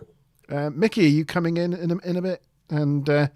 And Becky, if you're there, could you give us an update on Dan's condition? Oh, Dan's already straight on chat. Oh, is he? Said, oh, give us a sec. Give me a sec. All right, he's okay then. That's the main thing. So while we're waiting for him to pop up back in, there's a story that I can share about an incident I had once.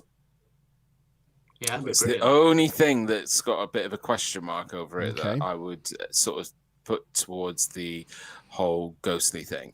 So back when I was 19, I was working in Asda in Plymouth, and I was working on the beers, wines and spirits department.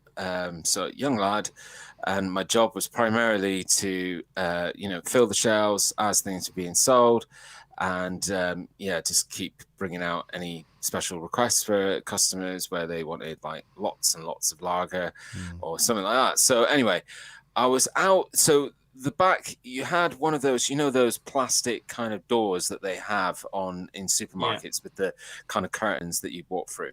So there was a big one of those that went into the main top warehouse where all the stock used to be kept.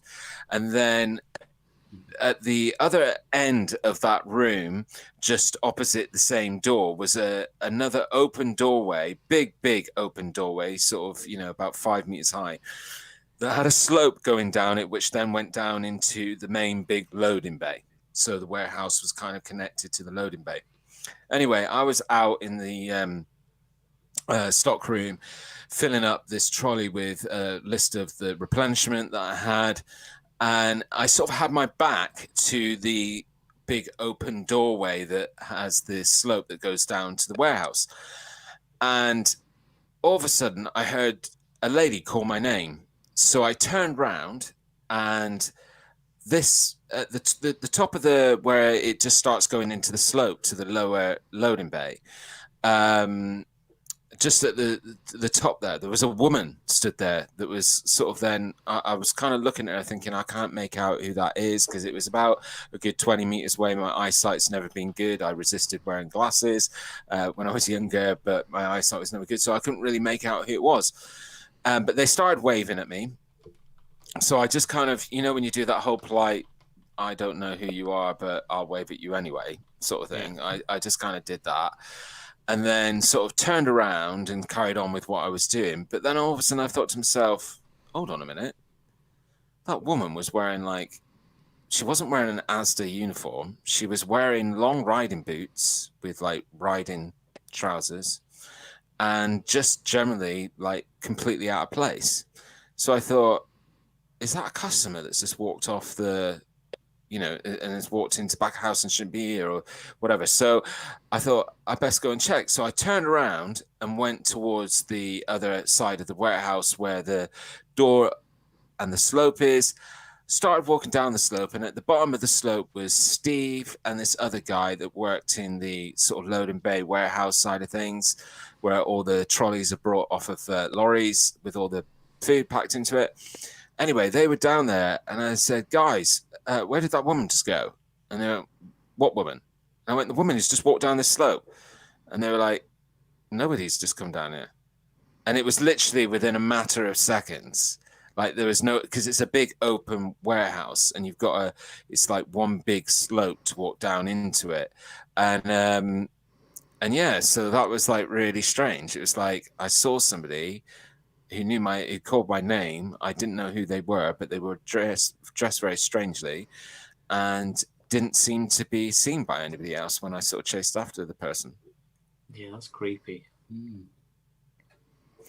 But that's literally the only thing that's kind of happened to me in terms of apparition or seeing something that I can't explain fully.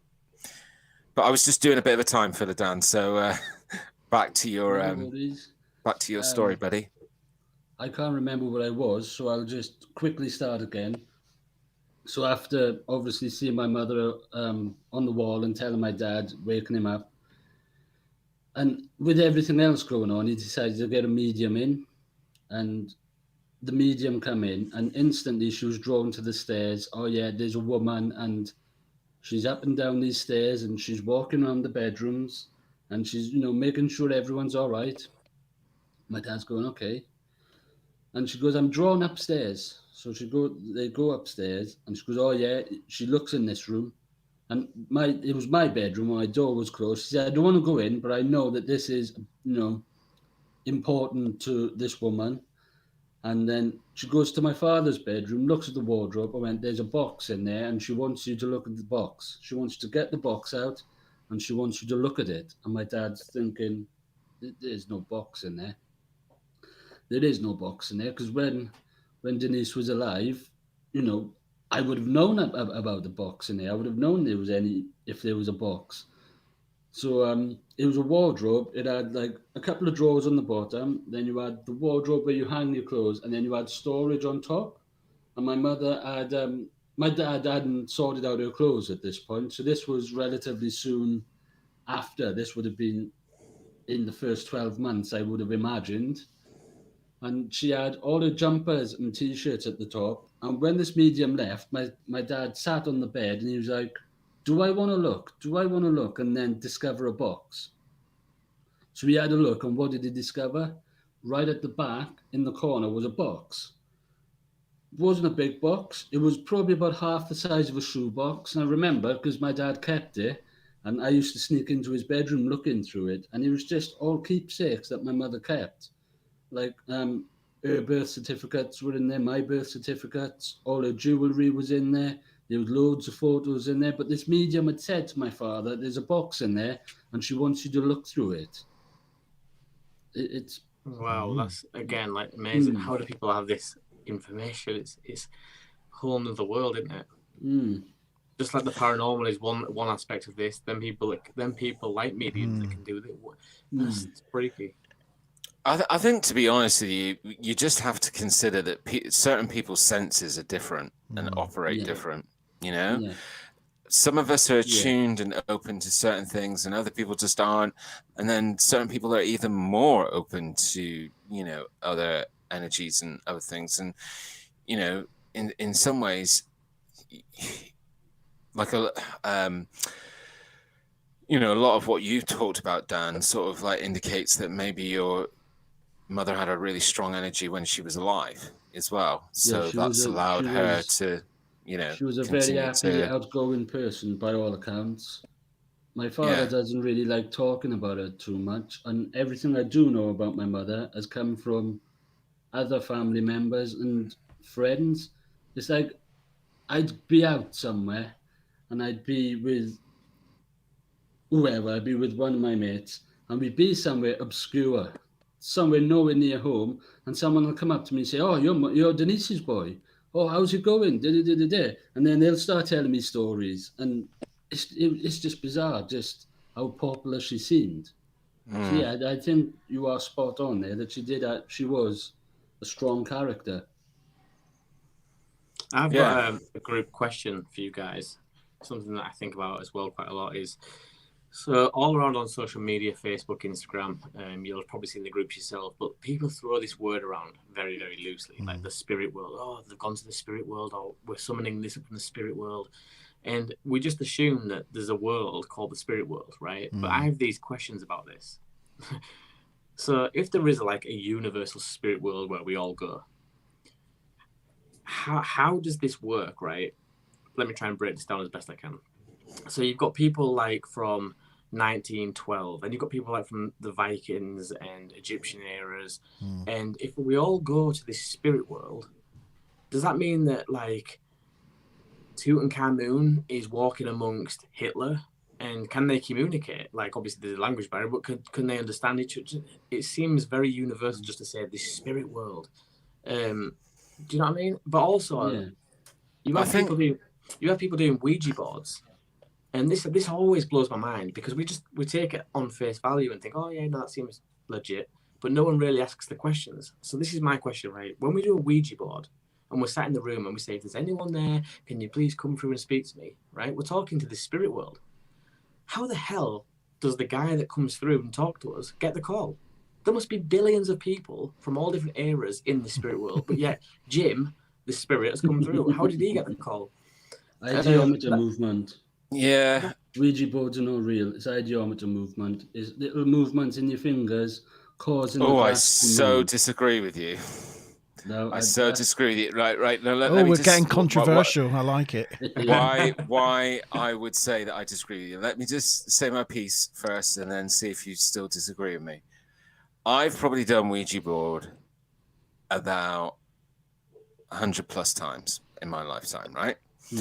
And within those 100 times, I would say 40% of the time nothing happened.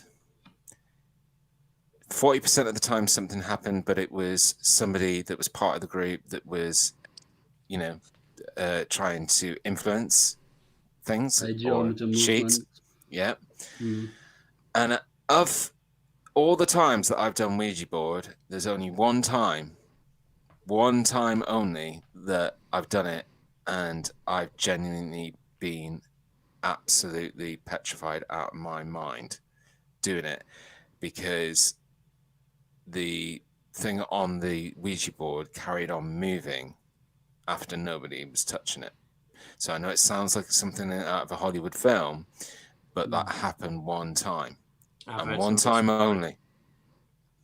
But ultimately, I do think that there's a lot of, it's, very common with young people growing up. It's all like, passage of life to kind of, experiment with these kind of more risque things, etc. So it was something that I did a lot when I was younger. But when I stopped after that one time. I've never done it again, and I never will. Now that I've experienced that one time, there must be some truth to it. I mean, like, this started off as a game, but where did the idea come from? Like, somebody must have had an experience with something like this to say this is what it does or what it can do. I agree with Dan, though. I think that a lot of the times people will be moving it, but I think there must be some truth there. The further we go back to its origins. Yeah. I mean, that can be said of so many things, I guess. But going back to what we were talking about earlier, you were mentioning about the spirit world. Well, I think the spirit world has become a very popular word on the lips of the new generation, because I think it's, saying heaven has become a little bit uncool and a little bit unfashionable. So people that would usually have said heaven now say spirit world. It's still a place that we feel that people go and have an existence after they die, and it's one of the things that, there's a lot of stuff within the whole ghost paranormal that I do believe in, but one of the things that I don't believe in is in a spirit world or an afterlife.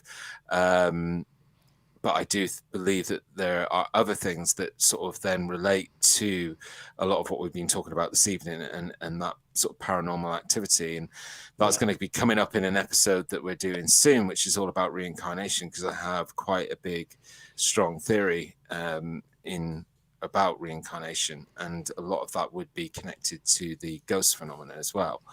But yeah, so I don't necessarily think it's all to do with any kind of spirit world, but yeah, I definitely think there's something to, and I big believer in energy. I just don't know how the spirit world would work. I mean, does it come in different tiers? Like, because you can't have every single person that's ever died, who's ever walked this planet, walking around in the same world. How would they communicate? Like, how even someone only 100 years ago, how could I talk to them?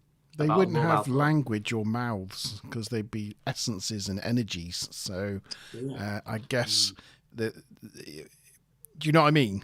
They're not like physical beings like we are, solid like we are today. They don't have, brain chemistry and vocal cords and things. So I imagine it's just from senses and sensing, and it'd be different. Ouija boards, the first instance of automatic writing method used in Ouija boards came out of China in around 1100 AD. The modern Ouija board comes from America, became quite significant during the American Civil War, and was patented by Elijah Bond in 1890. As a bit of a family board game, really. Talk to dead people. To talk to people, dead people. Yeah. They didn't have Xboxes and things, so it was good fun entertainment. My thing though is this, right? So if Toys R Us bring a game out now, a board that claims that you can talk to people, 100 people buy that and it doesn't work, then people just take it back. How did this thing build so much popularity if things wasn't happening? I guess this was the late 1800s in this sort of like old west of America. So I reckon that some of those early people buying the boards must have had something and shared their experiences, or other people had experiences for this to take off as big as it did. Because if the game just wasn't working and it was a load of rubbish, then we would never hear about it today, I don't suppose. Yeah, that's a good point. And just going back to the point I was making, because saying that I don't believe in the spirit world, but then I had a Ouija board experience, then someone could turn to me and say, well, who do you think it was that was talking to you and where from? Yeah. But ultimately, there is other phenomenon that can explain that.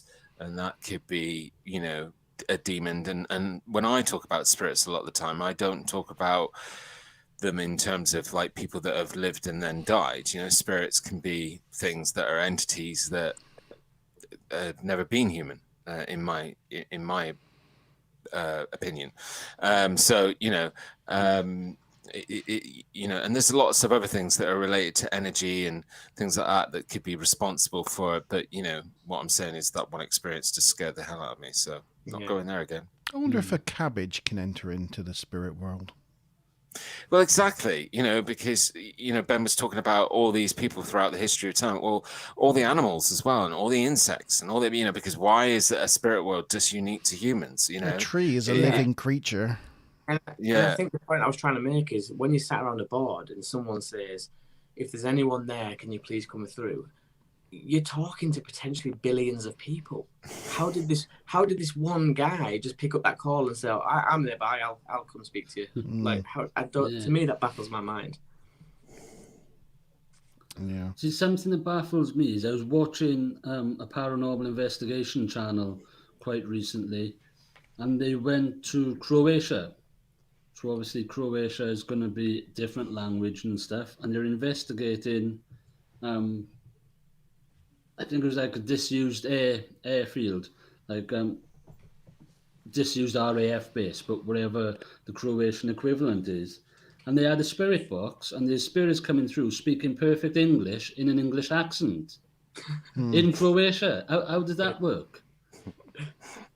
Bilingual.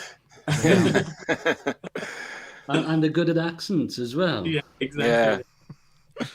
Yeah. There's some real terrible things out there that I just think put people off the paranormal and taking it serious. I've seen some really shocking on Amazon Prime. I mean, if that's the first thing that people pick up trying to get into this phenomenon, you can see why people just laugh at this subject. Well, we were talking about Skinwalker Ranch last week, and we were talking about the program that's on the History Channel and how ridiculously over dramatized that is, and how it cheapens the whole kind of phenomenon that's happening there.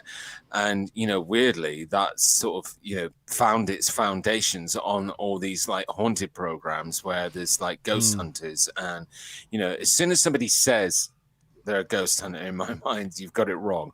Like, you know, that is a bad way to terminology, you know, ghost hunter.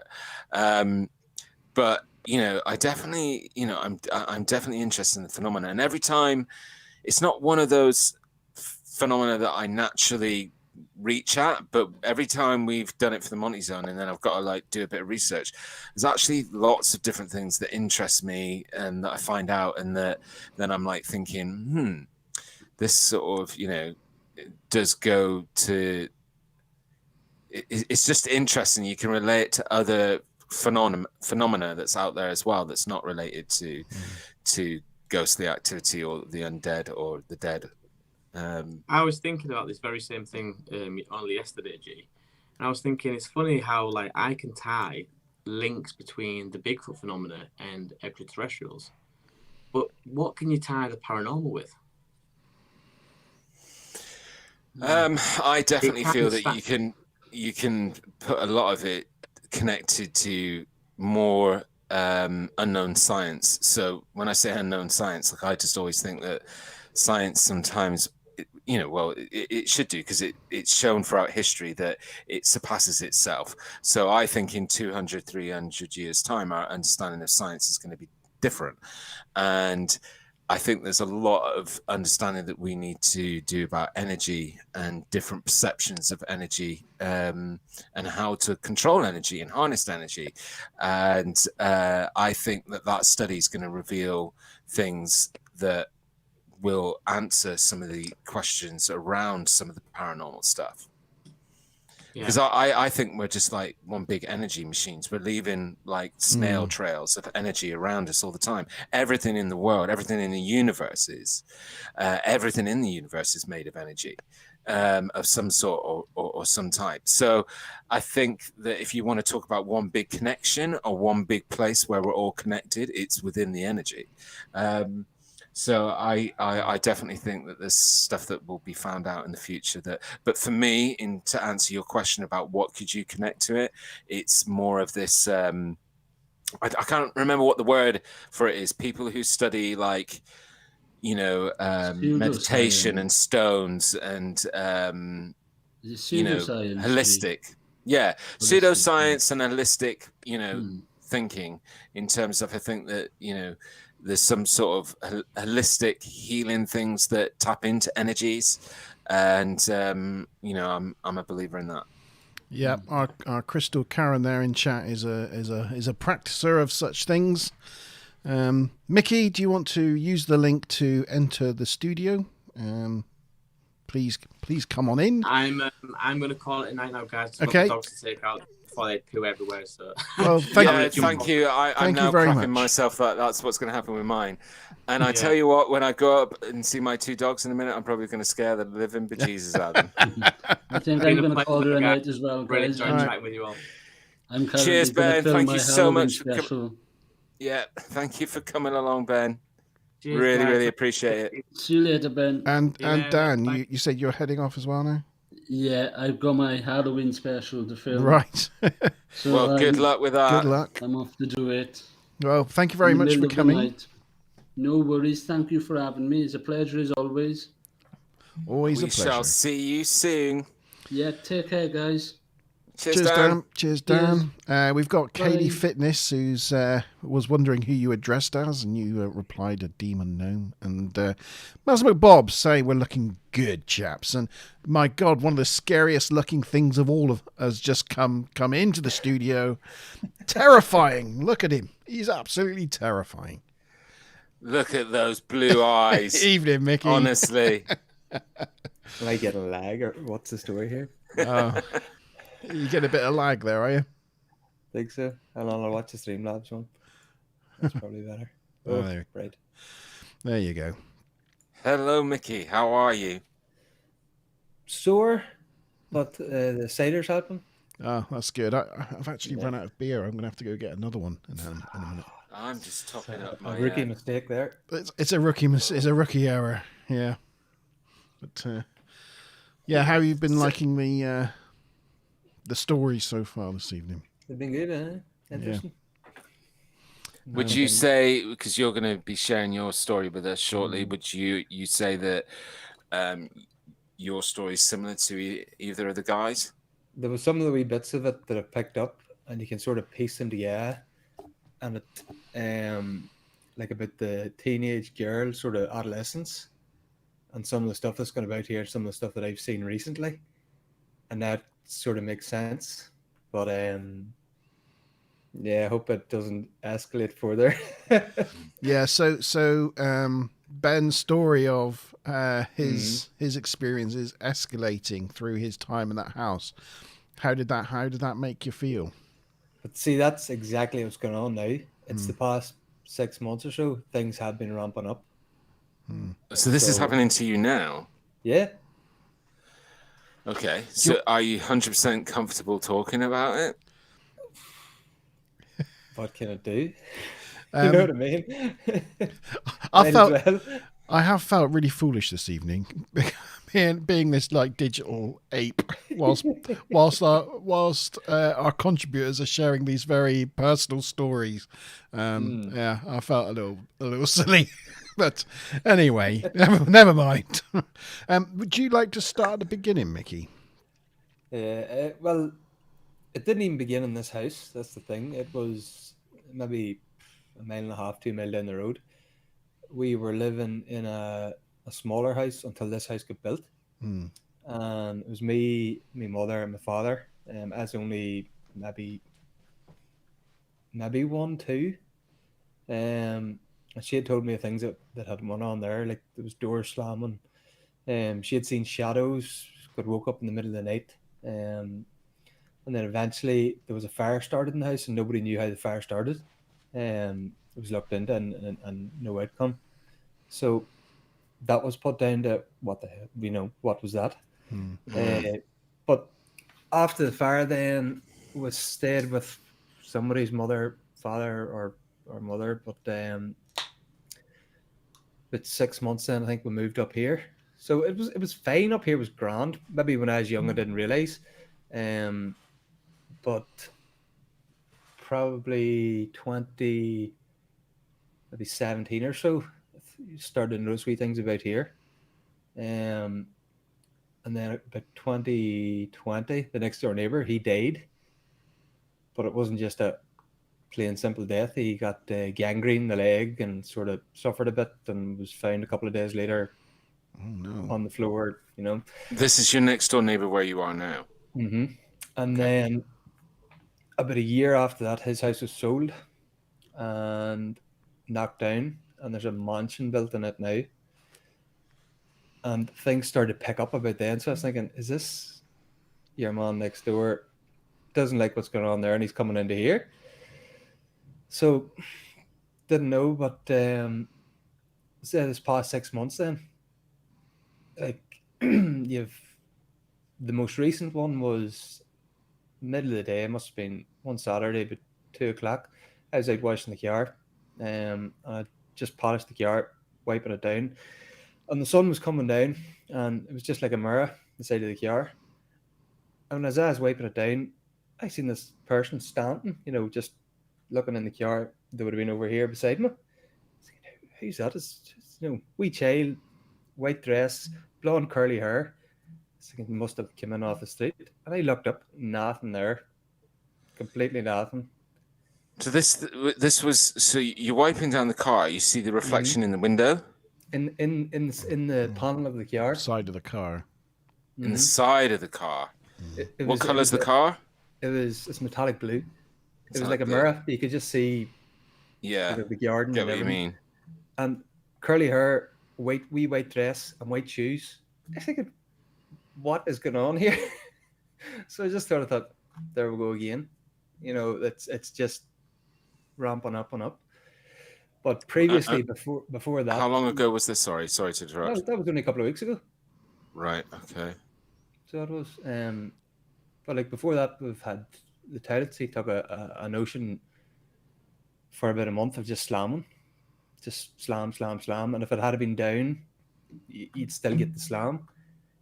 So we got a new toilet seat. Has that resolved the problem, or is it still happening? No, it's real hard to get up now, you know, and if you Right. put it down, it goes down slow. So there's no more Right. slamming to the toilet seat. Like you had pictures move. The most weirdest one was as in the kitchen, folding socks and stuff. And there's a pair of socks, folded ankle socks, flew off the table, hit the wall, and dropped. If it had just fell off the table, it would have just fell off the table and fell at the bottom of the table. It didn't. It hit the wall and dropped. And you're thinking, holy, what do you do to something like that? You know when you say your neighbor, Mm-hmm. how far is your neighbor's house from your house? Is it joined on to the house, or is there a distance between it? About the width of a car. About a width of the car. So, Mhm. so you in a detached house? Is a bungalow, Yeah. And So how many the- people are living in the household? There's two here, and he was on his own for years. Before that, his mother and father passed away in that house too. And before these two houses were here, it used to be one plot of land. Yeah. I don't know who was in it then, haven't a clue. So the history So of it, who knows? The little girl, in your memory, what you said that she was wearing a dress. You know, is there a particular? Did it look old-fashioned, or did it look modern? Or No, it looked. What do you say? It was like if you had a. would you see a little girl wearing something similar now? No, maybe at a wedding. At a wedding, that's the only thing I could think of.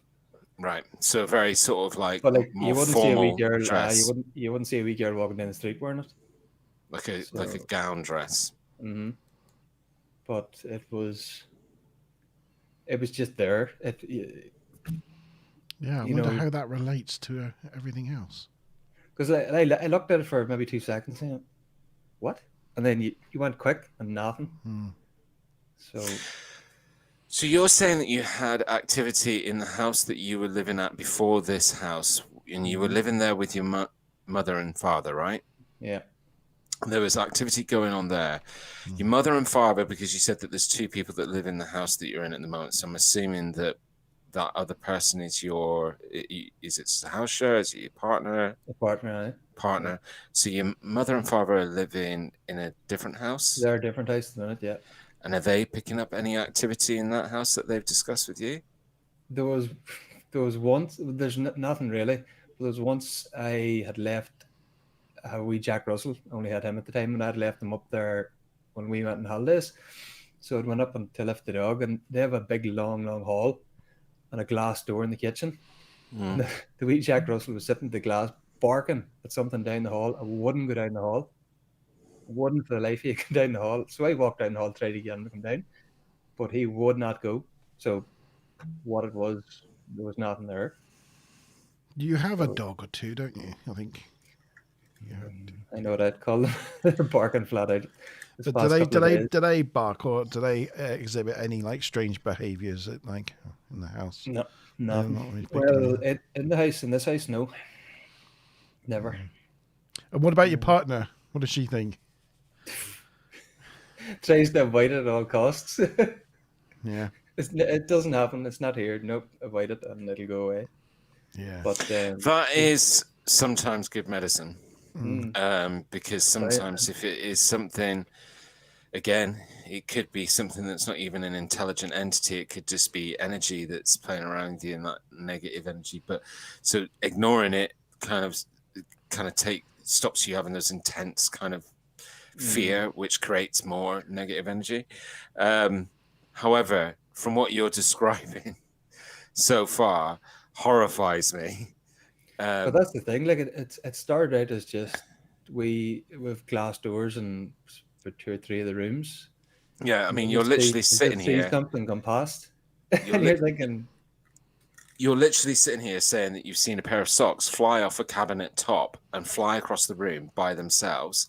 Off the kitchen table. Literally, you need to get a specialist involved.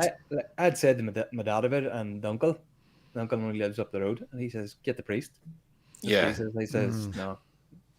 I mean, that's a starting point. It may not be a resolution point, because, yeah, Jesus, because you've just basically described, like, you know, if I was a professional, which I'm not, but you know, if I was somebody that was really worked and kind of had a real interest within this area of phenomenon, they would probably be saying to you that what you've described it sounds very similar to demonic activity, because it was with you in another location. That's what I'm thinking. Like, it's 2 places, and it's now with you in another location, and it sounds like it's being mischievous and naughty and yeah. So but everything you're describing. In the 3 phases too, like you'll go for maybe a month, 2 months, nothing, and then it'll go a couple of weeks, crazy. You'll see stupid stuff like. And again, if you're a believer in these sort of things, you know, advice would be not to talk about it. The actual first thing I seen in here, we had a dog cam, and it was in one of the bedrooms, pointing out the window. And it was years and years ago, but there was like orbs in it, and I thought, no, it's just flies.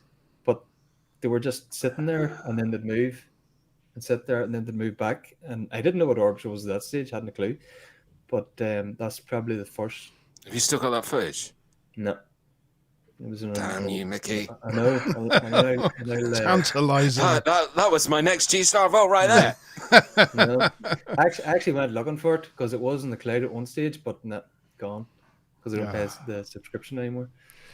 They've set some more cameras up. No. We have actually ones outside. I actually checked. I checked there when I was washing the car the other day. Nothing. Not a thing. We've got Crystal Karen backstage. So we're going to bring Crystal Karen into the studio. Looking very nice with her LED lights. Very streamery. There we go.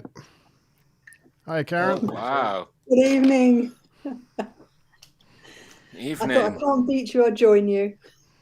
Yes. Yes, change the negative undertones. Yeah, I thought I'd bring some positive uplift to it. Because I was getting spooked. Yeah, it was messing with your auras, wasn't it? Oh, definitely. Totally and utterly. You're looking cool, guys, by the way. Oh, Especially thank you very listeners. much. Oh, I forgot my mask too. After hooking it out. Oh, yes. Oh, Hey! wow. That is terrifying. Looking better now. Looks like some from Fortnite. Yeah, Oh, very my. cool. Very cool. Yeah. So, well, yeah. I mean, So, Karen, what have you thought of the guys' stories so far? Really interesting, and I think it's an area that you're very skeptical, but something happens and it can really sway your beliefs of how everything is. And it's been really interesting how everyone's had their own experience, and some you can't explain, some have happened. I think sometimes if you're a skeptic, you've got to see it to believe it. Because you're never, you want proof. Some people very much, they want to see that, this is a cup and that's the cup. But, you try saying to somebody there is a cup and this is what it looks like. They need to see the hard evidence. And they want to see that. And sometimes it's just not always possible. Sometimes it just catches you unawares. Yeah, definitely. And I also believe that those that are more open-minded are, because they are open-minded, they're open up to more energy, so they see more things which people that are skeptical wouldn't. And because they're just almost like a sponge ready to receive that kind of energy and stimulus. But you couldn't be more wrong about I've spoken to many people who would have been a skeptic always, but then experienced something firsthand, and then they're comfortable to talk about it. Yeah, I think you're right there. People also, that it's more open to talk about things nowadays. Years ago when I was a child growing up, you didn't really talk about things like this. It was like a bit like the Victorian era, sort of. Later on, your grandparents, they didn't really talk about ghosts and strange goings on. Whereas nowadays, you're quite right with the buzzword spirit world. That's a whole different subject of spirit world. There's different realms. But it is sort of becoming more open and more talked about, which is lovely. And with the positive things of the internet, it can bring everyone's attention to what is this, and you can Google it, and you can find out what things mean. Whereas before, you'd have to ask somebody. So there's development circles out there for people who want to get involved and who want to develop their senses. All I would say to them is that make sure that you go to a proper development circle. Sorry, what's a development circle? Okay, development circle is it's a psychic circle, spiritual circle. It's where you learn to open yourself up and become in tune with the energies and things the other side, or in spirit, loved ones. So you can start by seeing auras. You can all sorts of things, whichever sort of resonates with you. But just make sure if you're going to do that, like G, you said the Ouija board. Yeah, there is one called the spirit board, which I've done, and the spirit board is opposite to the Ouija board. You only bring in spirits of love and light, and that has a different connotation to it. You're working with the good, rather than the Ouija board is like an opening a doorway, and you've got no clue who's going to come in and what they're coming in, the reason why. So, yeah, I wouldn't touch the Ouija board for love or money. You're a brave man. Definitely. No, it was just young stupidity. If I had known what I know now, then I wouldn't have, probably messed with it. And certainly after that last time, and as I said, it was the last time, and that was, just horrific. But well, not horrific, but just very scary, and shook me up enough that I just won't go there again. Yeah, I can imagine.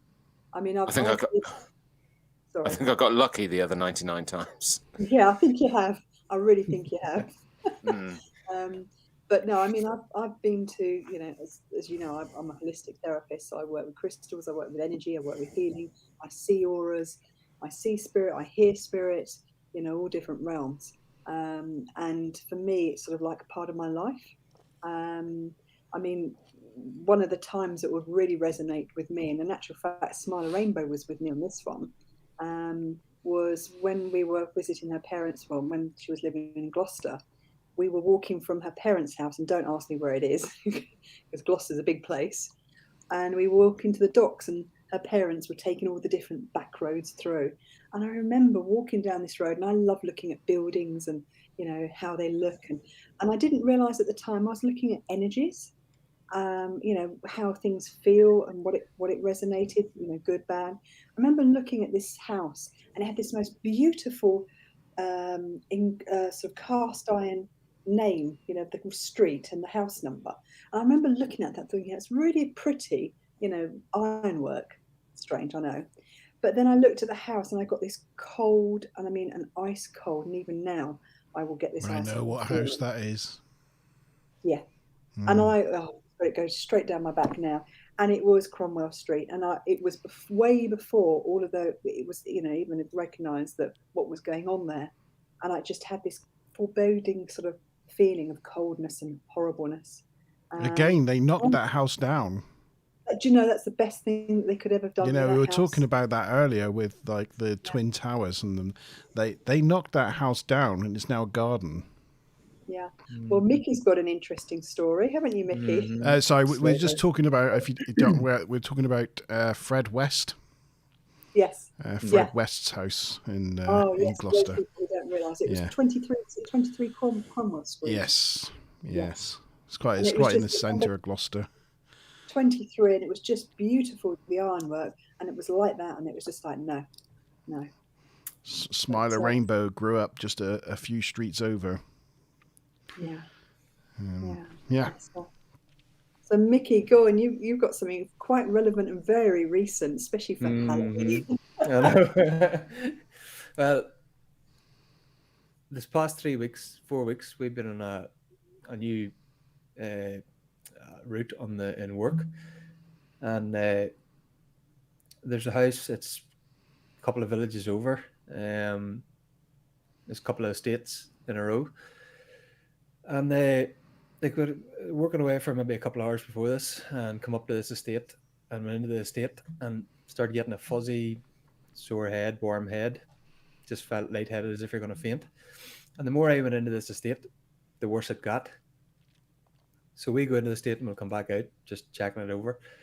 And as soon as I leave the estate, 5 minutes later, I'm feeling back to normal.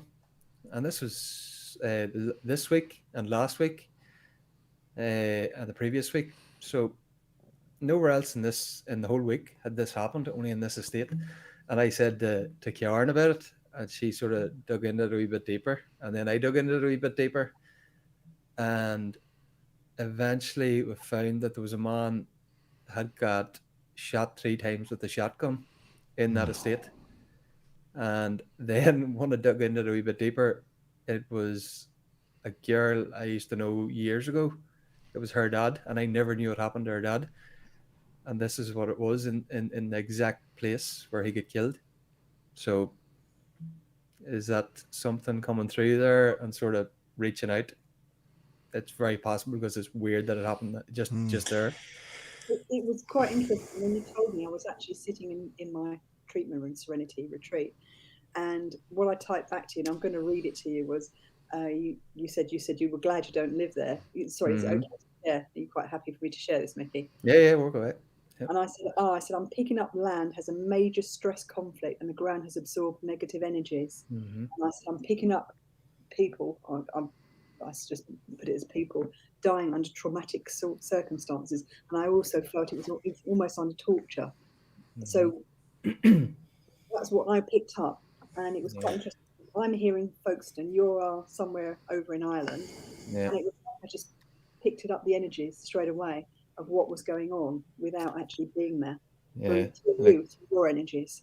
It was actually a taxi man had got called in for a fare by another group, and then got shot dead. So.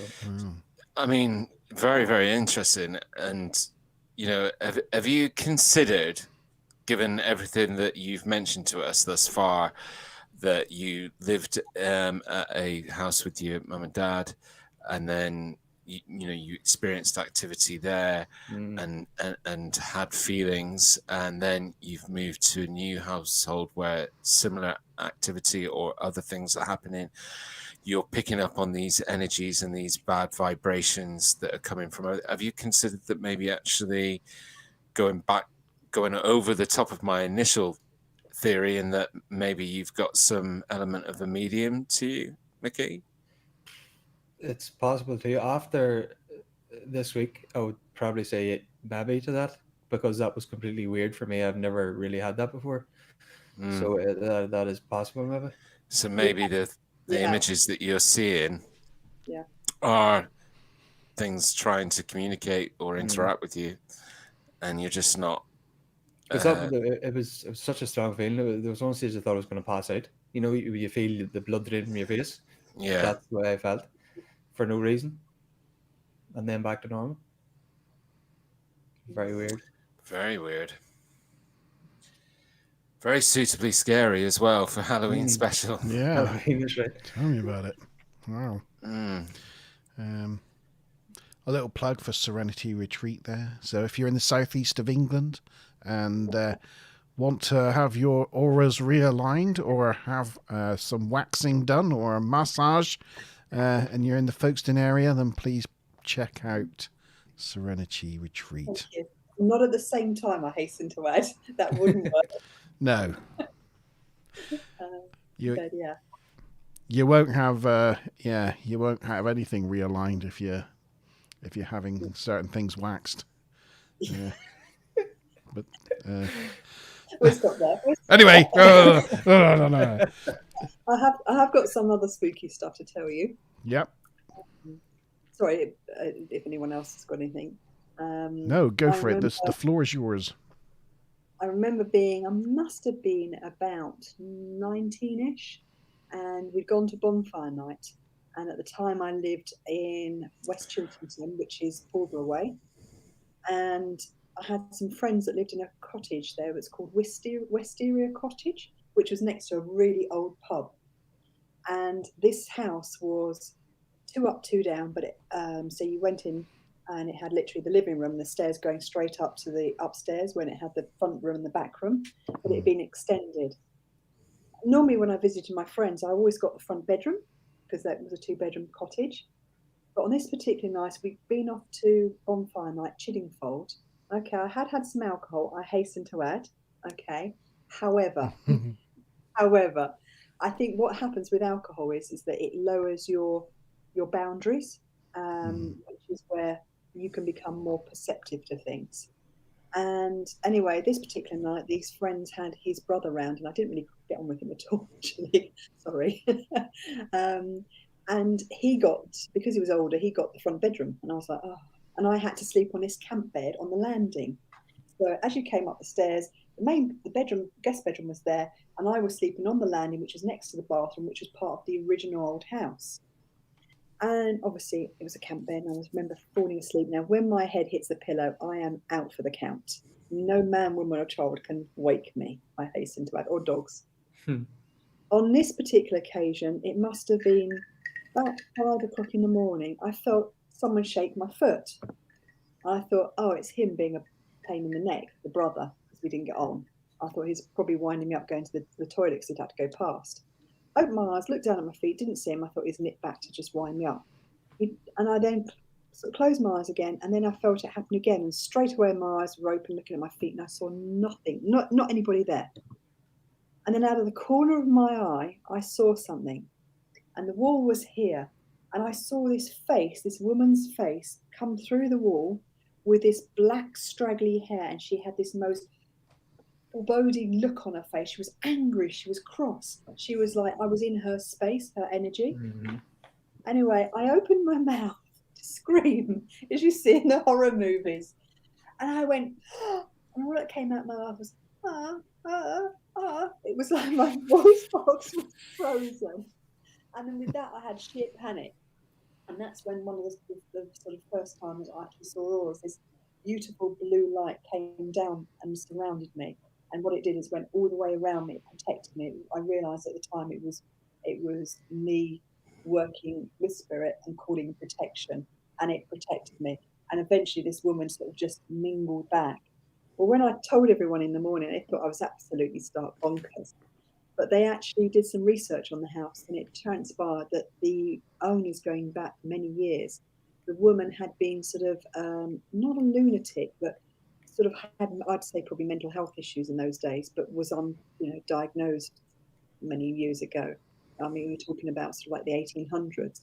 And we think that where I was probably where her child's bedroom was, because they had a child. So I was in her space. So yeah, that was like, okay. Yeah, Yeah. so you think it was just a sort of again, it's like that feeding in the energies, isn't it? It's Because I sort had of the alcohol, awakened it. down. Yeah, totally down, totally perspective. Like, everything was open. So yes, that was like, oh. Because it's exactly like, as Ben was saying, how his family, quite often didn't get on, and there was some conflict there. In the same way that you and that person weren't getting on, and you were irritating each other, and again, it seems like that sort of negative energy just it feeds it. Yeah. And certainly negative responses as well. Yeah. I just think that sometimes we don't see the positive energies that are around us because we're not looking for them. See, when you say that about the negative energies, like down in our first house, I'd say my two parents, they're divorced at the minute, but I'd say they wouldn't have been getting on there either. So that could have fed into that as well. And then they were both up here together before they divorced. So that could have played into it. It would definitely play into it. But I mean, if you get any more activity happening, you've got to get the cameras out, Mickey. All right? Yeah. I know. I need footage. And the rail gun. Yeah. Yeah. But no, I've no cameras inside, but they'd say yeah. Oh. But as I said, only if it escalates, because sometimes good medicine is to, from what I've read, is just to kind of ignore it and try to, just carry on. Your life around it. That's what I've been doing at the moment. And not allowing it to make you feel negative, because that can feed into it. But it has been pretty quiet. Well, apart from the out at the car, but it's been pretty quiet for a while now. So hopefully it stays like that, or else it'll just go haywire again. Fingers crossed. Yeah, I sense Karen was disagreeing with me then, what I said about ignoring it. I will disagree. I think there's things you can do to protect yourself and look after yourself on a spiritual level, because when we start talking about things, we like attract like. Energy attracts energy. So we are talking on a certain level of energy, we're drawing it in, and it's quite a low energy that we're drawing in. And to counteract this, you can do a couple of things, which is protecting yourself and cleansing yourself on a spiritual or on a aura level, however you feel comfortable doing it. And it's just a quick thing of where you can just like protect yourself. It's almost like you could put a cape on, you could put a armor on, you could put yourself in a bubble, and then that's your protection, that anything that comes in bounces back off and it won't hurt you. And I think that's quite important, because we talk about things, but we don't look at the basic things, which is how to protect ourselves, how to cleanse ourselves. I mean, classic is that if you go into a supermarket and you're feeling grumpy, I can guarantee you will meet people that are grumpy in the supermarket. If you go into the supermarket feeling happy, you will attract people that are all happy and will be chatting to you. And when you actually walk around, you guys might remember the Ready Brek bubble, the guy with the glow around him. We've got our energy fields that are all around us and expand, and we're walking and we're bumping into other people's, and we're absorbing some of their energies unintentionally. So it's really important just to like cleanse yourself. See, I'd never even thought of that before, how it would affect me or anybody else. Yeah. It probably did, and I didn't realize. Yeah, it would have done, totally. You would have absorbed mood swings and stuff like that. Yeah.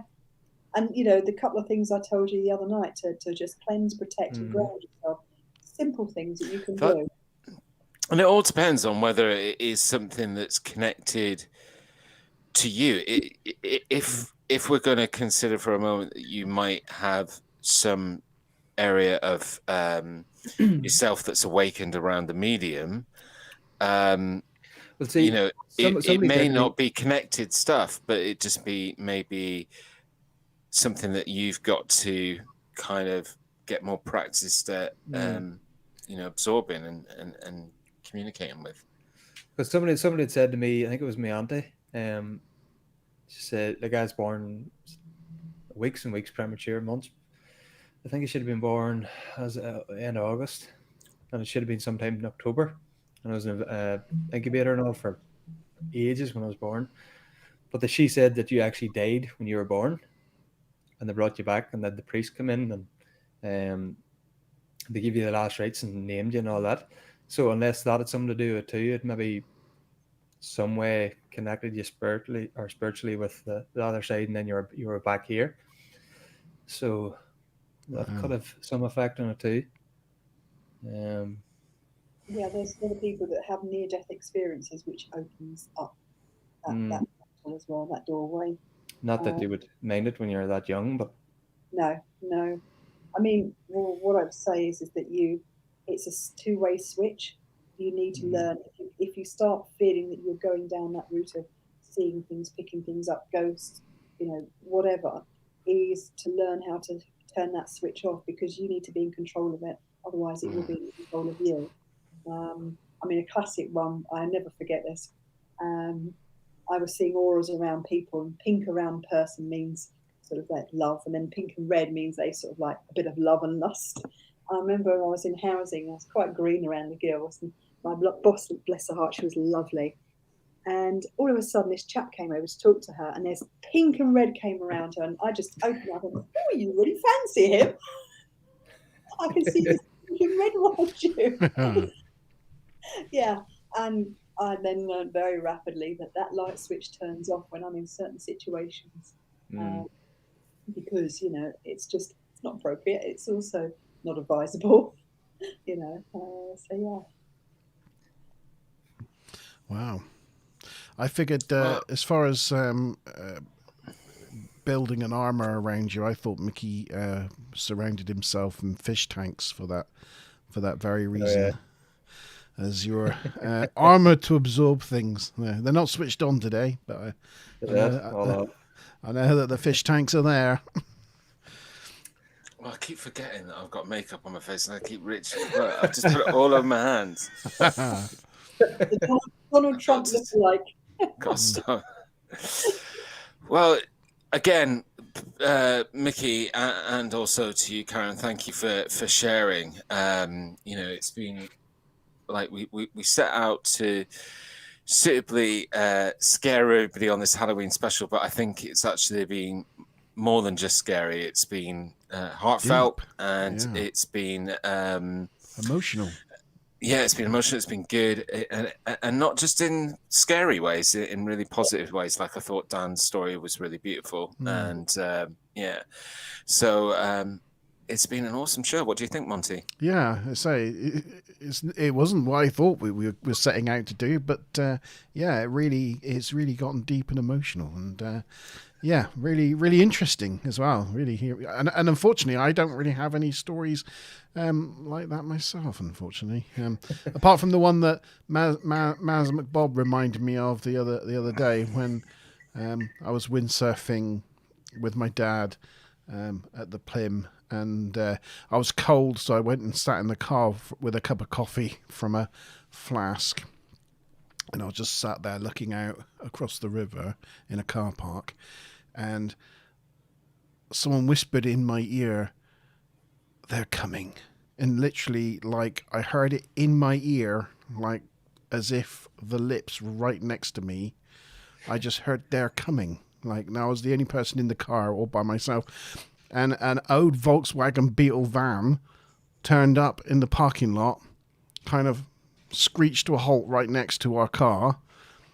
A bunch of people got out, looked around the car park and the beach that we were at, hurried back into their Volkswagen Beetle van and sped off. It's very strange. Very strange.